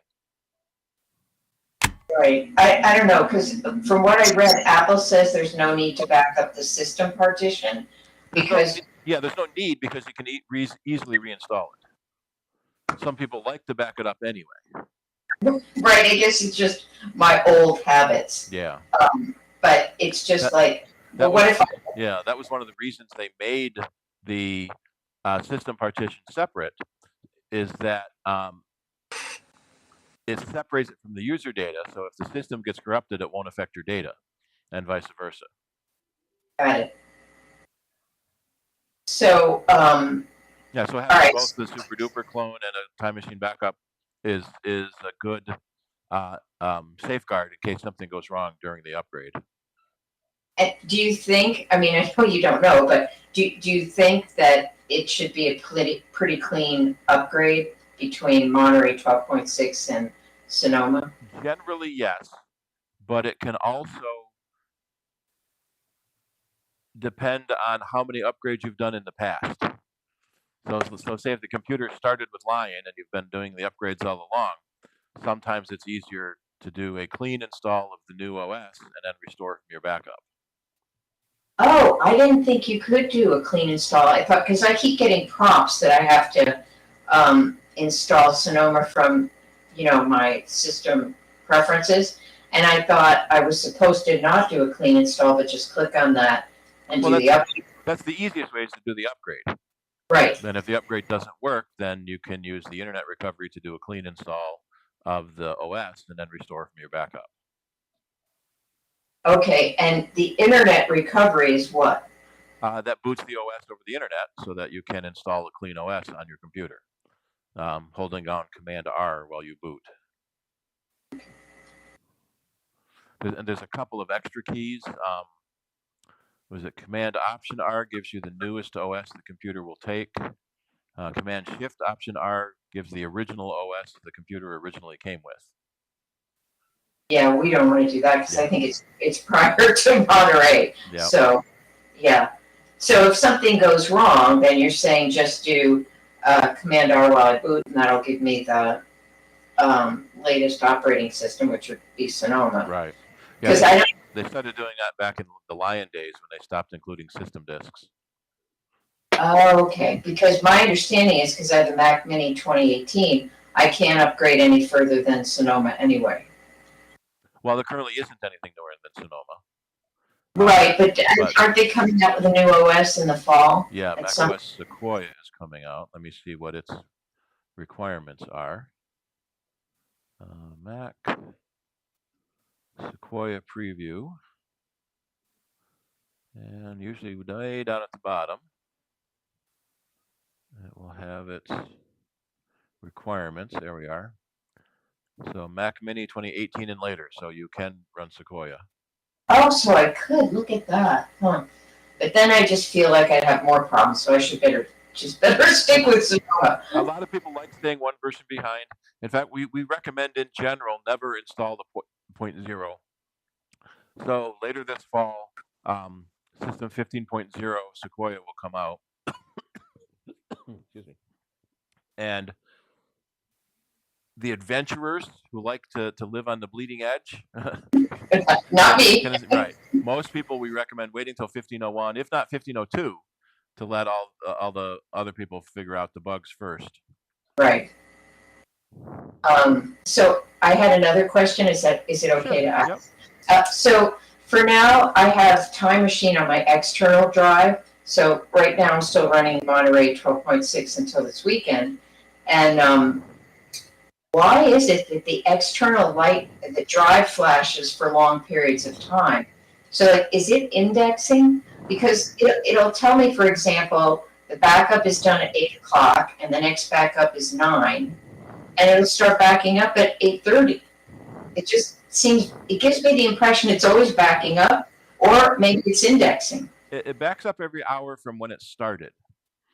So if it started at 8, the next one will start at 9. But say if it starts at 8 and doesn't finish until 9:05, then it's going to run the 9 o'clock backup. Okay. All right. I see. And then the 10 o'clock backup will run next. Some external drives don't go to sleep when they're not being used. Maybe that's it. And generally speaking, the Spotlight Index ignores external Time Machine drives. But you can go into the Spotlight Index yourself and manually exclude the Time Machine drive. Oh, I thought there had to be a way to do that, exclude Time Machine. Because Let me change my sharing here. Window. Here we go. In settings. Oh, it's going to look a little different because you're on Monterey. This is the new settings tab. No, Okay. you don't need pizza. Get off of the desk.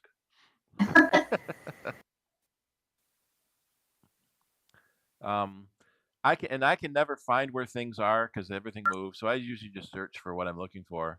Spotlight. Okay, great. And then there is a Spotlight privacy button at the bottom, and drives you do not want indexed you can drag into there. But Time Machine volumes it's supposed to exclude by default. In fact, this is a troubleshooting tip. If you're having trouble finding files you know are there, put your hard drive into Spotlight index, exclude the exclusion privacy list, reboot the computer, and then take it out of the Spotlight exclusions, and then it will re-index it again. So if you can't, if you're trying to use the Spotlight search and it's not finding something you know is there, doing a full re-index can help. Oh, I see. Because see, I was under the impression that Time Machine only updated recent changes, and Yes. there'll be periods of times I'm not really changing anything, and the drive will still be running. But it must be because of what you're telling me. Right, and you may not be changing anything, but the system is. It's writing log files every few minutes. Okay. It's updates your clock every minute, so your clock save file changes every minute or two. Uh-huh. So there's also a program, if I can remember the name of it, to show you what's inside your Time Machine backup. Really? Huh. Because normally when you go on your Time Machine hard drive, it will basically show you the entire contents of your computer. So it looks like every backup has been backing up the entire thing, but it doesn't. Okay. Here we go. How to view, there's a program I used to have that would do it. Was it Time Machine Viewer, Time Machine Editor? Time Machine Editor used to let you change when the backup ran, but Apple has changed that themselves. So you now have the option of once an hour, once a day, once a week.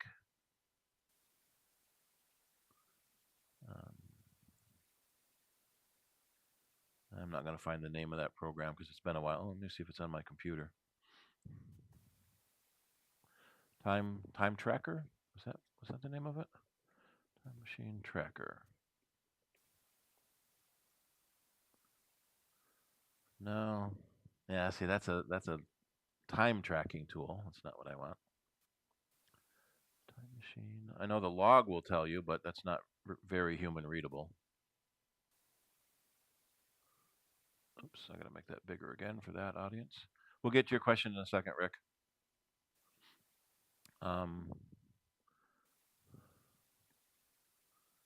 Alrighty.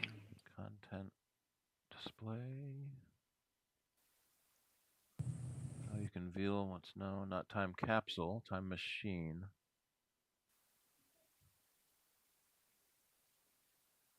Was it by the same guy that wrote Pacifist? Was it Charles Soft?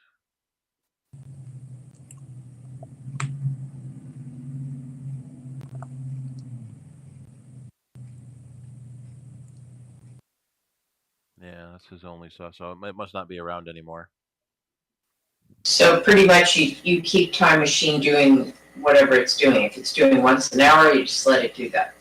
Yeah. So if you don't do that much work, you can change it to once an hour, or change it to once a day, or what are the options? Every hour, every day, every week. And I would do that where again? Yeah, in the Time Machine preferences. Time Machine preferences. Okay. Let me bring that window back up again. Time Machine. So that's under General, and then Time Machine options, and every hour manually, so you run it when you want. But we usually don't recommend that because you forget to run it, and suddenly it's been a week and you lost an important file. Yeah. Yeah, every day, every hour, every day, or every week. Okay. We know a lot of people, especially that do small businesses, will have multiple time machine backup drives. And like every Friday, they swap drives and put one in a fire safe. So just in case that goes wrong. In our office, we have one that Jackie takes home with her. So it's even outside the building in case of fire or flood or theft. Wow. So yeah, you lose your sales database or your customer database. That would could stop your business for quite a bit. Right. Some people use their safe deposit box Yeah. in their bank for the drive that way. But that's not necessarily fire resistant. It may be secure, but that's this is what I want. Well, it's secure and off-site. It's not fire resistant. Right. That's yeah. There is. But then, what are the chances that you'd have a fire at the bank and your house at the same time? Very low. Well, that's the point. Yeah, we have. Unless you're in California. Yeah. We have had several customers. We had a rash of customers with house fires. We had like 5 in a month. And a couple of our business customers use the IO safe. So it's basically a hard drive safe with a hard drive in it. And it's water resistant, it's waterproof and fireproof. So the one of the things people forget about of fireproof safe is when they're putting the fire out, it's covered with water, so it could be submerged underwater for a while. And the one that we usually get is the G3. So it comes in 2 terabyte, 4 terabyte, or 6 terabyte, and they've got some pretty cute videos of the fire, the fire actually consuming it, and then they tear it apart, and the data inside the drive is perfectly fine. Connects USB to your network. They also have NAS models. There's a 5-bay NAS model. 70 terabytes. So if you have a big office, you can have a 70 terabyte backup drive for only $8,000. That's ridiculous. How cheap drives have gotten. But is it bash proof? So if you bash it, I bet it isn't. They did have a video where somebody drove over it with a car. Disaster protection, is that what it is?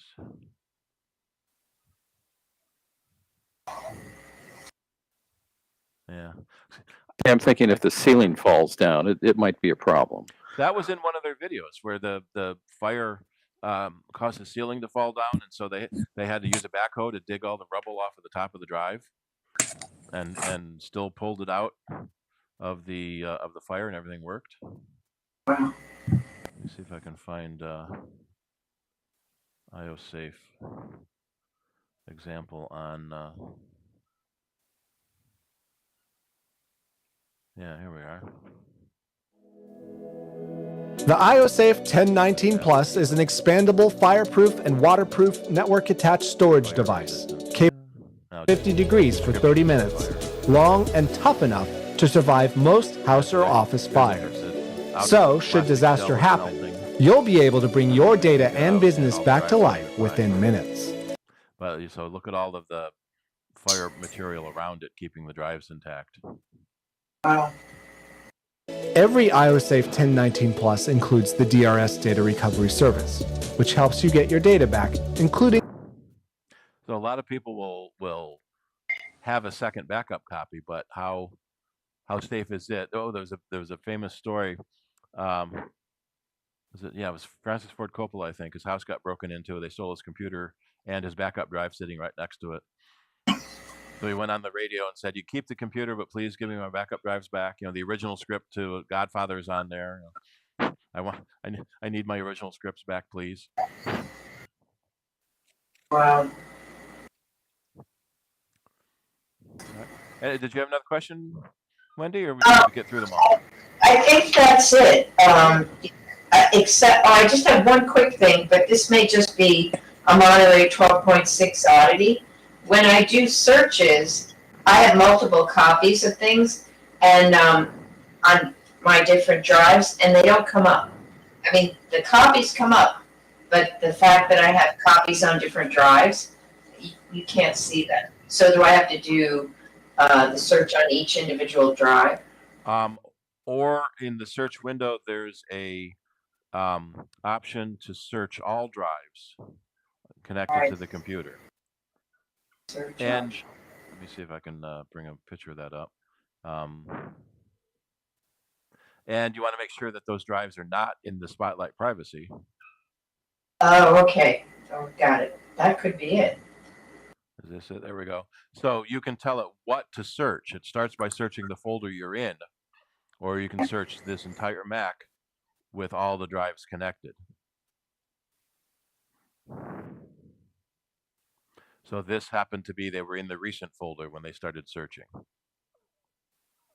Okay, and then I have to check that they're not in Spotlight privacy. Right.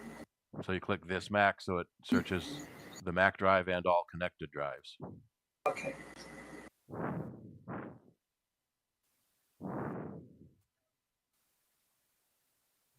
Oops. Yeah. All right. Thank you very much. I really appreciate it. Sure, no problem. Now you would come from Bob Hoy's Saturday group, right? Yeah, because I asked him all these questions, and he said, "You better come Wednesday." Yeah. All right. Cool. All right, Rick. Go ahead. What's your question?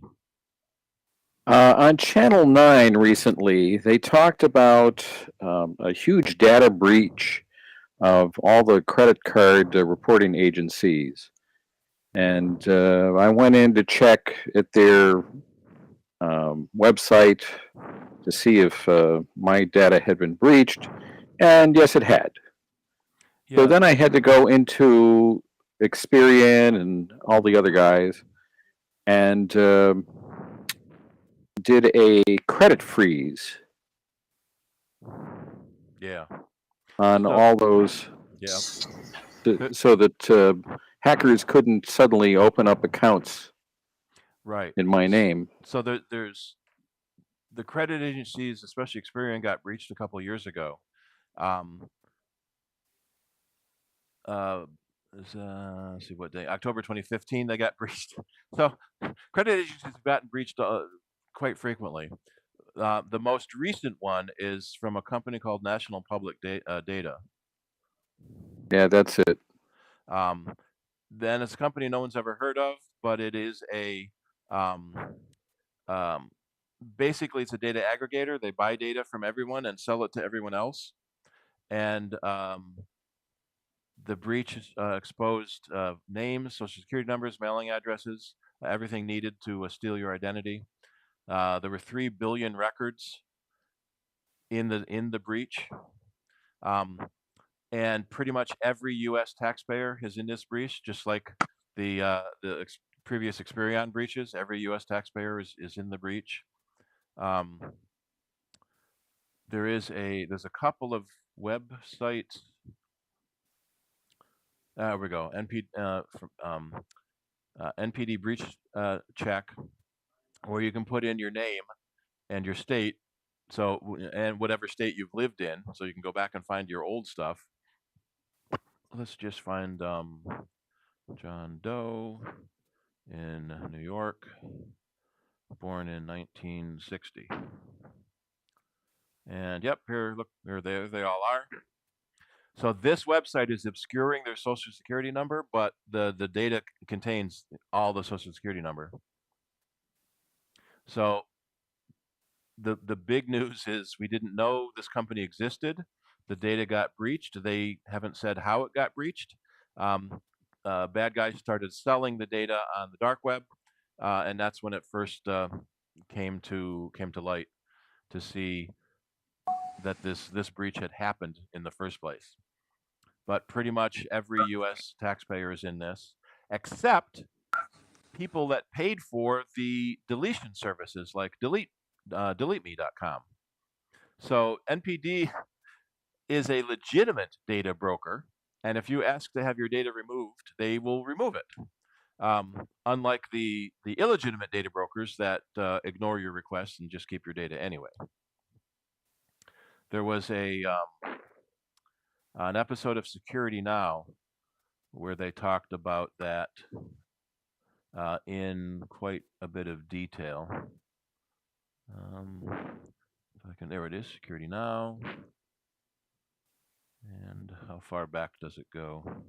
There we go. So from August 20th, on what we know about the breach and the reporting on where they think the breach came from and who had it originally. There's just so many unanswered questions that we don't know and we'll probably never know. But everyone's data has been compromised. So as Rick said, the best thing to do is freeze your credit. If you're in a position where you're not needing, not type credit, I'm going to type credit, not permission. If you're in a position where you don't need to apply for new credit, buying a new house, new car, something like that, you can freeze your credit at all the credit reporting agencies, which is now free. You can freely freeze and unfreeze your credit when you want. They used to charge you to freeze and then charge you again to unfreeze. And so the government gives you links to the top 3. Generally speaking, freezing is instant. Many times, if you have an app from your bank, you can freeze your credit on that specific bank. But doing it here at the credit agency stops anyone from applying for new credit in your name, even you. So if you decide you do need to get credit for something, you'll have to unfreeze your credit for a while in order to do that, and then freeze it again when you're done. I found that doing it on Equifax and Experian was easy, but TransUnion was not easy at all. Yeah, and they have bugs in their system. I had to end up doing it kind of by phone. Yeah, they're required to allow you to do it, but they're not required to make it easy. I have a question. Yeah. I have a question about this. You talked about deleteme.com. Mm-hmm. Once data like this has gotten onto the dark web, can deleteme.com do anything about it? No. I didn't think so. Thank you. So by then it's already too late. So you were saying that deleteme.com, is that a fake website? Is that what you're saying? No, this is a service that deletes your information from the internet. And people that were using deleteme.com and similar services, their data is not in the NPD breach. So NPD was doing things legally and removing people that asked to be removed. But you have to proactively ask to be removed. And now it's too late because your data is in the NPD breach already. The only thing that would do is stop for future incursions into their system. But a future data breach of any new data that you have, but your Social Security number doesn't change. Your address could change. Your date of birth won't change. So it's pretty much a matter of you're screwed. It really stinks. I think that company should go out of business for being that bad. The interesting thing is there's no penalty for data breach. There is a legal penalty if you don't disclose that you had a data breach. But there is currently no penalty for data breaches. In fact, when Experian had their breach, they gained customers. The IRS gave them like a $10 billion contract to keep track of U.S. taxpayers from the IRS. So the laws have to change to have some sort of penalty. The biggest thing that happens is your company will often lose face, and you could lose some business, but it's unlikely that the company would go out of business. Yeah, so here's a company that had to pay 25 million pounds because they didn't report they'd been breached soon enough. Or the Clearview breach, that was another bad one. They were scraping data from Facebook and made a huge database out of Facebook data that they scraped in violation of Facebook's terms and conditions, but there was nothing to stop that from happening. So now they just got fined 30 million euros. So if you do something, so having a breach is not considered illegal. Not reporting your breach is illegal. Steve, can I ask a question here? Sure. You can take my hand down. The thing that seems to me to be happening in major corporate business in general is that more and more corporations are outsourcing various aspects of their operation to other corporations. Yep. And so this simply, to me, increases the likelihood that your data will be taken. The latest thing that I've gotten is notifications from Chase and from Bank of America pushing this PAZE system, PAZE. And this is supposedly, I think the deal is that if you do that, if you use that system, then when you do business online with another company, the PAZE sends some kind of a verification to the company, but does not send your actual credit card number. Meet PAZE, a convenient way to check out online offered by your bank or credit union. PAZE makes it easy for you to make online purchases without sharing your card. When you use the tap to pay, it sends a random credit card number and never gives your real credit card number to the other end. That's cool, and that's kind of reassuring because I'm inclined, unless they force me to, not to get involved with this thing, because to me it's just another corporate database to be breached. Yeah, but if you use your existing credit card, if it supports it, or you use Apple Pay with your existing credit card, then Apple Pay does it itself, and then charges your real credit card number. But the merchants never get your real credit card number. Yeah, oh, that's good. Thank you. Let's see what I call it one time. There used to be a company that was their whole thing. They issued one-time credit cards. So if you like a magazine subscription, you get sucked into not realizing it's on auto renew, and then so at the end of the year it renews again, and then you see it on your credit card bill, and crap, I got to cancel that, and you never get around to it. Yeah, this doesn't have what I wanted to. I wanted the security section of Apple Pay, but that's one of the things it does is generates a random one-time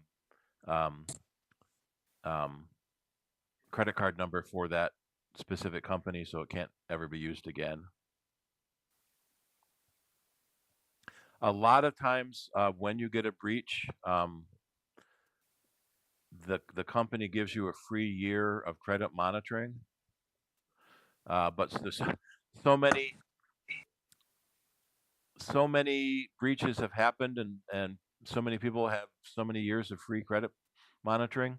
Many banks and the credit agencies have just started doing credit monitoring for free.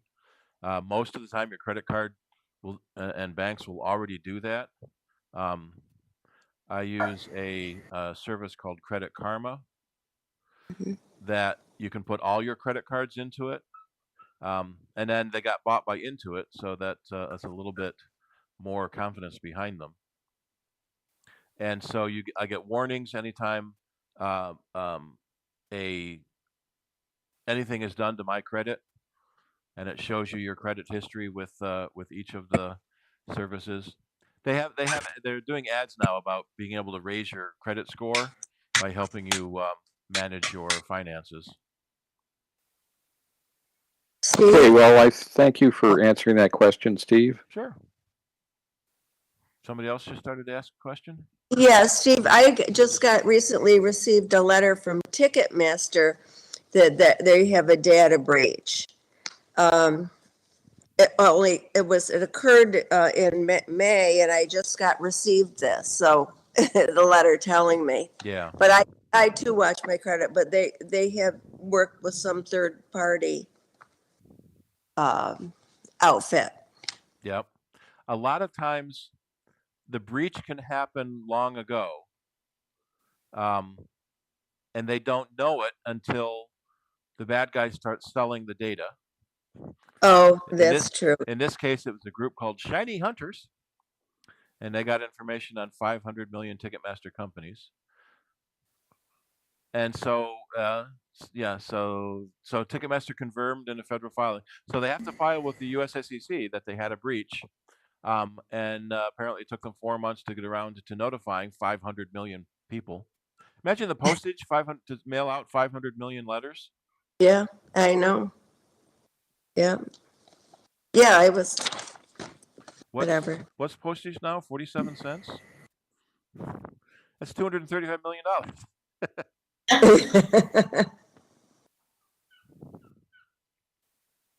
Okay. But yeah, so the disturbing thing is that breaches are so common, they're barely reported anymore, because they are so common. Let's see, top. So one of the things you can do if you're not already on the Have I Been Pwned list, this checks to see if your email address has shown up in a breach. And typically with email addresses, they get passwords. So if your password gets out, that's one of the reasons you want to use a different password on every single website you use. So when one password gets breached, it doesn't affect the other passwords. So I did my work address. So the longer you've had an email address, the more likely it is it's been breached. How does it happen that if somebody gets your email address, they automatically get your password? Well, it depends on the breach. So here, the Adobe breach, they got all the data that Adobe had on me, including my email address, my password hint, my password, my usernames. So they have my password for Adobe. And the bad guys know that people often reuse passwords. So they'll take that password and go try it at Amazon and Citibank and PayPal and everywhere, until they can log into another service. Yes, and it's computers doing it, so it can happen. It can test billions of things at a time. But the thing is, if I use my email password only for my email, yes, then how would they get that password? Your email service would have to be breached to get that. They'd have to breach Gmail to get it. Right. And so far, knock on wood, Apple and Google, and I don't think Microsoft has had a data breach. They've had other problems. Their Excel, they had an Excel breach that allowed bad guys to get into government email addresses, but that was mostly government addresses. Yeah, Apple and Google haven't had any reported data breaches, and so your Apple password, your Google password are so far safe. Generally speaking, what companies have started doing is adding a two-factor authentication where they send you a text message or some other notification, so that even if a bad guy does get your password, they can't log into your account without that second factor. But there are now bad guys exploiting that. You get a phone call that says it came from Apple, and there's a problem with your computer. We need to verify your identity. We're going to send you a code. Tell me what it is. So they log into your account. You get the code, and you give them the code, and then they're in. So it's what the industry is trying to move to is pass keys, which uses the biometrics on your phone or your computer to tell the website, yes, this is Charlie, let him log in. And that way the other end has no password to lose. But we've got 50 years of password inertia that we have to break down before pass keys will come up.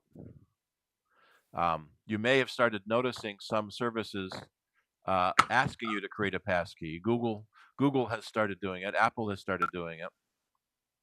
So when you log into your Google account on the web page, it will ask if you want to create a pass key, and it will use your fingerprint or face scan to create a biometric pass key, so that even if someone gets your password, they can't log in because they don't have your face. So then we're going to start seeing people copying your face from online. But most of the time, the Face ID systems, especially Apple, has worked out. They use an IR camera, so you have to be alive and not just a picture. So the heat has to be coming off your face properly. It uses a 3D sensor array, so it can't be a flat picture. It has to be a three-dimensional picture. Some of Google's early Face IDs were broken with just a photograph of someone.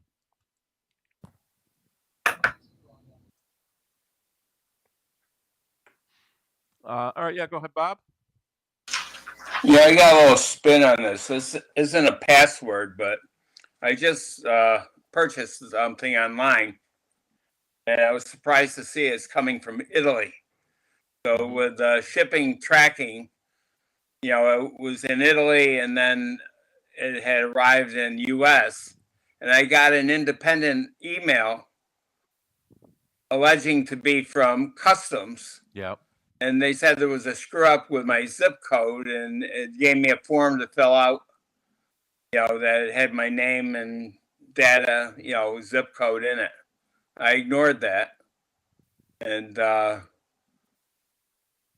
you know, it's an interesting spin. I speculated that they were phishing, but I'm not sure what they would have gotten from my zip code. What they so this type of shipping scam often ramps up and increases around holiday times because people are shipping more things. What they want is to redirect your package. So if they can get your tracking number and your zip code, they log in to, say, FedEx and say redirect the package to this new address.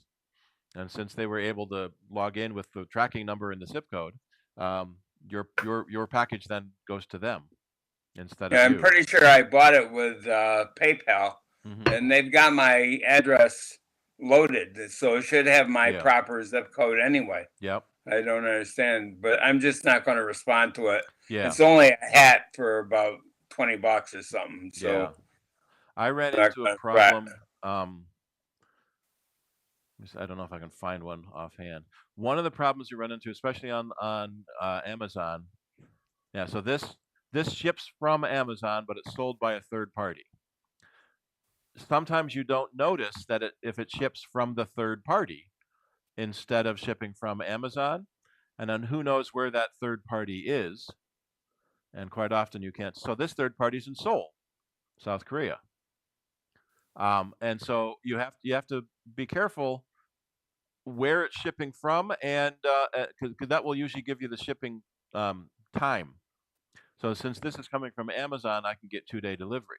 But if it says it might be 7 to 10 day delivery, then that could be a sign that it's coming from outside the country. That's Amazon. So I bought a toner for my printer once, and it came from Georgia. And the auction was ending, and I said, "Oh, buy it now!" And then I realized it was Georgia in Europe and not Georgia in the U.S. So it took it 3 weeks to come, and the package was opened, and so it spilled toner all over the inside of the box. So that was a very disastrous purchase. How much was shipping? Yeah, so that can sometimes be a different type of scam where the thing you buy is $10, but it's $50 shipping. So you see the purchase price, oh, $10, I'll buy that. And then you don't notice that it's $50 shipping. That's a common scam on eBay too. You'll either save an auction or have it in your watch list or something like that, and the auction will end, and you'll get a message from the seller saying, I'm sorry you missed out on the auction. I have another one. I'll give it to you for half price, and then you don't notice the extra super expensive shipping on top of it.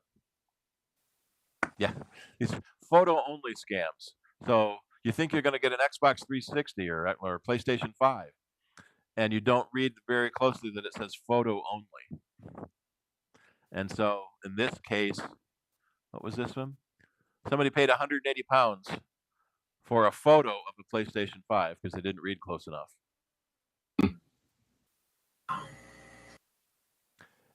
As long as there's people out there, there'll be scams. It used to be a lot harder when they physically had to come to your door and claim to clean your roof for $50 and then disappear with your money. Now someone can scam you all the way over the internet because you're in your own home and it feels safe. If someone did come to your door and offer to sell you something, you'd be a little wary. Yeah, but that's a good example, Bob. And it happens to everyone because it's easy to send out a billion messages from the leaked email lists that the bad guys collect.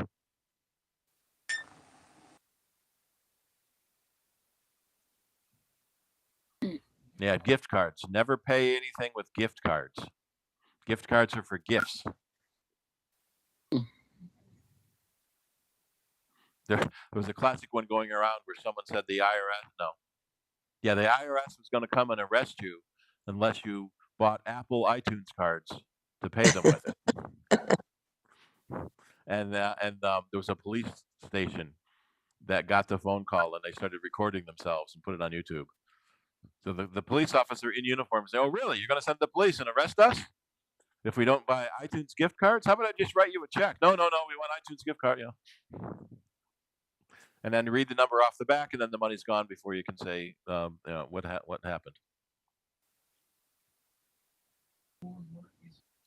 Alrighty, we're starting to get a little late here. Anyone have any other questions? All set. Did Shirley come back? And her camera's not on. Oh, Shirley's not on. Oh, hey, Douglas. Didn't notice you come in. Just a few minutes ago, yes. Yeah. Just in time for the end. Sorry we didn't have time to talk this afternoon, but I already had an appointment scheduled. Sure. Well, I appreciated when I was in there before, you linked up my iPhone with my computer for talking, and generally that's been working, but not always. And I'm not sure just exactly what triggers the break. Sometimes when I'm on a phone call, I want to do something else with either the computer or the phone to go to a different app on the phone, but it drops out. So I'm reluctant to do that if I have called somebody in Albany and I've been waiting on the phone for an hour and I talk and then I try to do something and the call disappears. Mm-hmm. So it didn't seem like it was a defect in anything, but have you encountered this elsewhere? Not really, but I don't use handoff much myself. You do have to have a newer device. This is an iPhone 8. 8. Yeah, so that's 5 or later. 2012 computer or later. Probably more memory. The more memory, the better. This is the computer that I bought at your store just a few months ago. All right, so that's the iMac 24-inch. Yes. Yeah, make sure handoff is turned on. Where do I see that? Which would have to be in your settings. Okay. It would have to be on for it to work to begin with. Well, right. Okay, I just clicked on System Settings, and within that, where do I go? General. Okay. And then allow handoff at the bottom. Each device has to be logged in to the same Apple ID. The closest I see is the phrase login items. I do not see the word handoff. Yeah, this is an older OS. Where is it on the newer OS? AirDrop and handoff. Oh, okay, sure. Yeah. I was looking for some word. Yeah, with the newer OS, you can never find where they move things to, so it's easiest just to search for what you're looking for. So okay. And you gotta make sure Bluetooth is on both devices. Well, it has been. Once it's on, it stays on, right? Yeah. Sign out of iCloud and sign back in again. That's kind of drastic, but that might work. Sign out of what? Sign out of iCloud and sign back in again. Oh. These are all pretty generic troubleshooting, but that may be what is needed, because there's no specific error message if it just stops. Uh-huh. Now, up at the top, it says allow handoff between this Mac and your iCloud devices, and that's on. Mm-hmm. Yeah, so that's why it's working at all. Why it stops working is the question, and that's difficult to tell without seeing it happen and following the log files when it happens. Sure. Well, I'm just not sure where to go from here. That's set to automatic on my phone. And handoff is turned on my phone.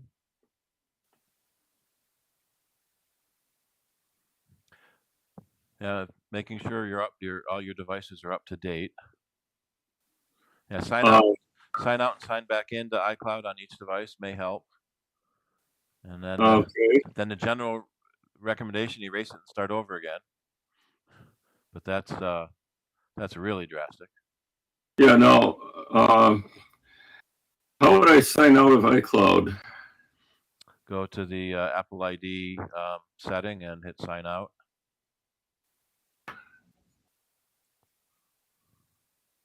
Okay. Let me see if I can bring that up again. I do not see the word sign out. Should be down at the bottom. Well, it says log out. Log out, yeah. Same thing. Am I going to affect anything else? Because I recently just restarted everything, and there was something I did wrong that I had to reestablish all of my links. The banking app, I had to start all over again, for example. I don't know what would cause that. So if I log out, what are the consequences? Are they bad? The worst situation is if you have iCloud Desktop turned on, it turns that off and takes everything out of your desktop and documents and puts it into an archive folder in your home folder. Well, that might happen. That's pretty annoying. So iCloud Desktop turns on real good, but it doesn't turn off very well. So if I do log out and it has my name there, am I running a risk of having all of my documents archived?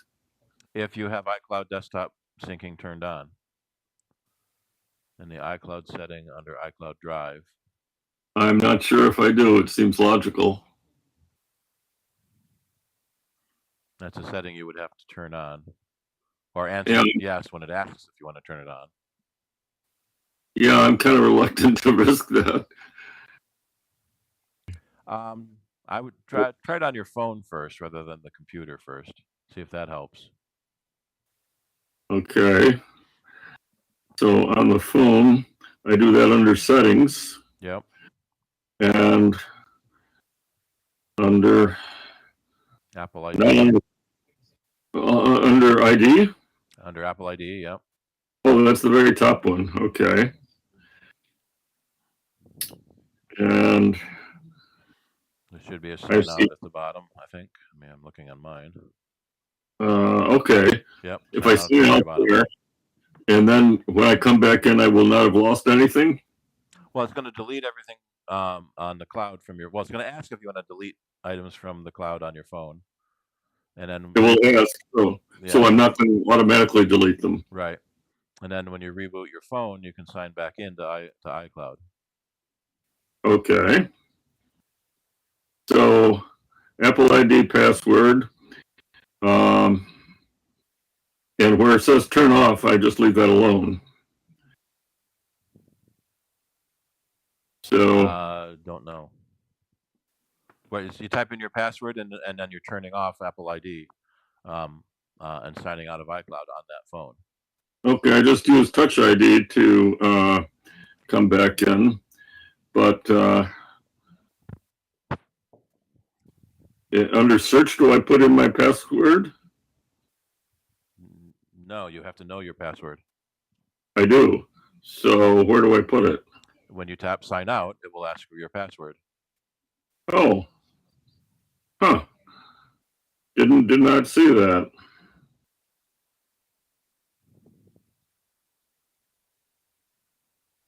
Did not see that. So I touched cancel and it comes back. Right, because so you canceled signing out. Yeah. So if I do sign out now, then it will ask me for my Apple password. Right. Okay. So then I see the word password over the blank where it says password required. This is not the same password I used to enter the system in the first place. It shouldn't be. Okay. So let's see. Well, it threw me out. I thought I had to erase that word password. So, okay.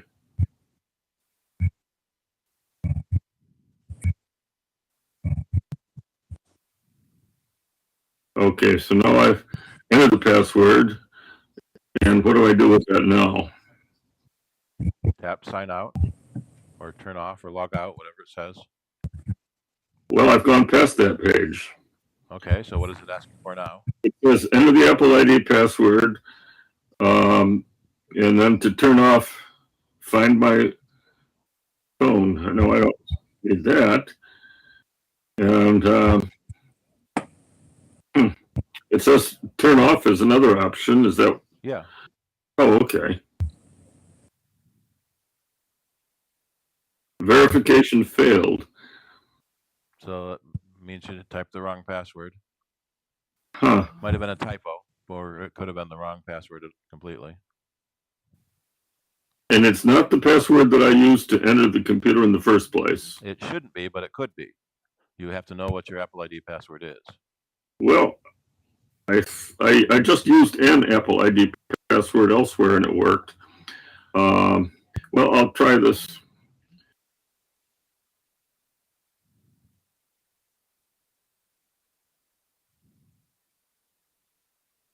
Oh, Shirley's back.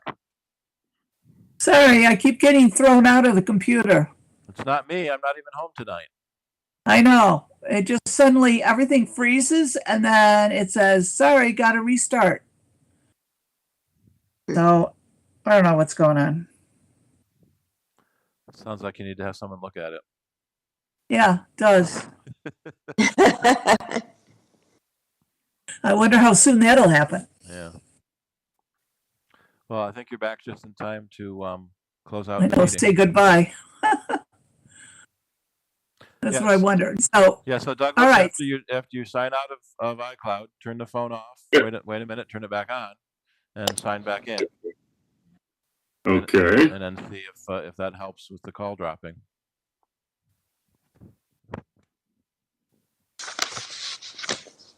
Well, the Apple ID failed once again, and it asked me if I want to reset the password, which I do not. So I guess maybe I should just leave it as it is for the time being then. Yeah. So if you enter the wrong password 3 times, it assumes you forgot and asks if you want to reset it. Yeah.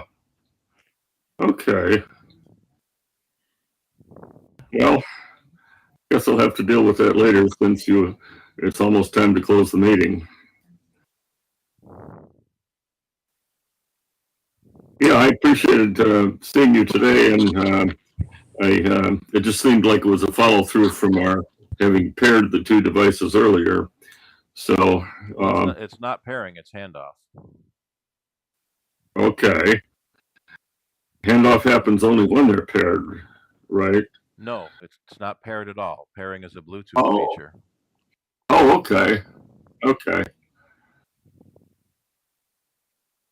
Okay, there's one other big thing I wanted to ask about, which now I don't recall. Yeah, you got to write them down. Yeah. Well, okay, I'll just write them down and ask when there's another opportunity then. No, Bob, are you gonna do your Saturday Q&A? Saturday SIG? What do you call your Saturday thing? Bob is Green muted. apples. Green apples. Yeah. I think Bob might be sleeping. His mic is muted. He's watching something. He's watching TV. He must have his speakers muted because he's got.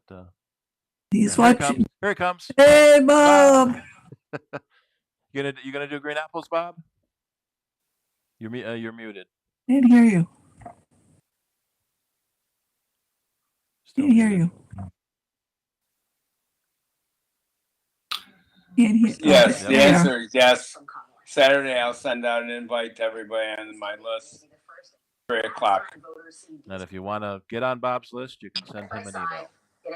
Okay. So, what do they think?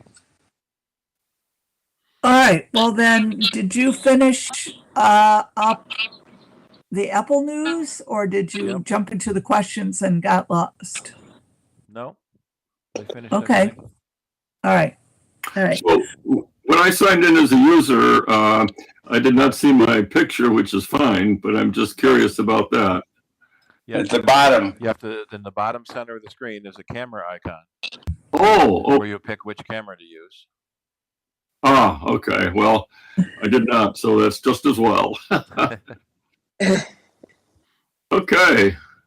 Well, yeah, I cannot attend meetings in person in a bathrobe, so this works better. Yeah. I may not be wearing any pants. Yeah. Well, that's great, and that's fun to try, but you run the risk of standing up accidentally. Yeah. That's my problem with the phone. Like, I might accidentally drop it or something, so I better make sure I look like presentable. Yeah. I move it, I forget, I move it, and it's like, oops. All right. Well, then, I guess we're done. Yeah. So I guess, and today is 9/11, in case anybody hasn't noticed. But next week will be our board meeting. Sorry, our board meeting. So Steve will will be there. He'll be home, back from his trip. And so I guess we're going to say goodnight. Steve, you can close this down whenever. Yeah, I just had one question. In trying to access this meeting on the new computer, I did not have the Zoom app. And so I tried to get it. And there were several Zoom apps. And I found one with the icon that I was using on my prior iMac. But that didn't work. It turns out the best thing is just to find your Apple CIDER meeting website and click on that way. This is not Zoom. It wouldn't work in the Zoom app. Ah, okay. Because there's other organizations that I do Zoom meetings with, and I'm just concerned that the new computer may or may not lock me out of those, since I don't really have the proper Zoom app entered here. Zoom.us is the website for the Zoom app. Zoom, yeah. The right and Zoom app. It's got that, it's a blue circular icon with a stylized camera. Yeah. And my Saturday it's a blue icon meeting is on Zoom. Oh, okay. Well, I'll check again further then, because I first ended up with a page where I've got to be paying, but that's not the case with the Zoom I had been using. If you want to make your own meetings, you have to pay. To join, to join someone else's meeting, you don't have to pay.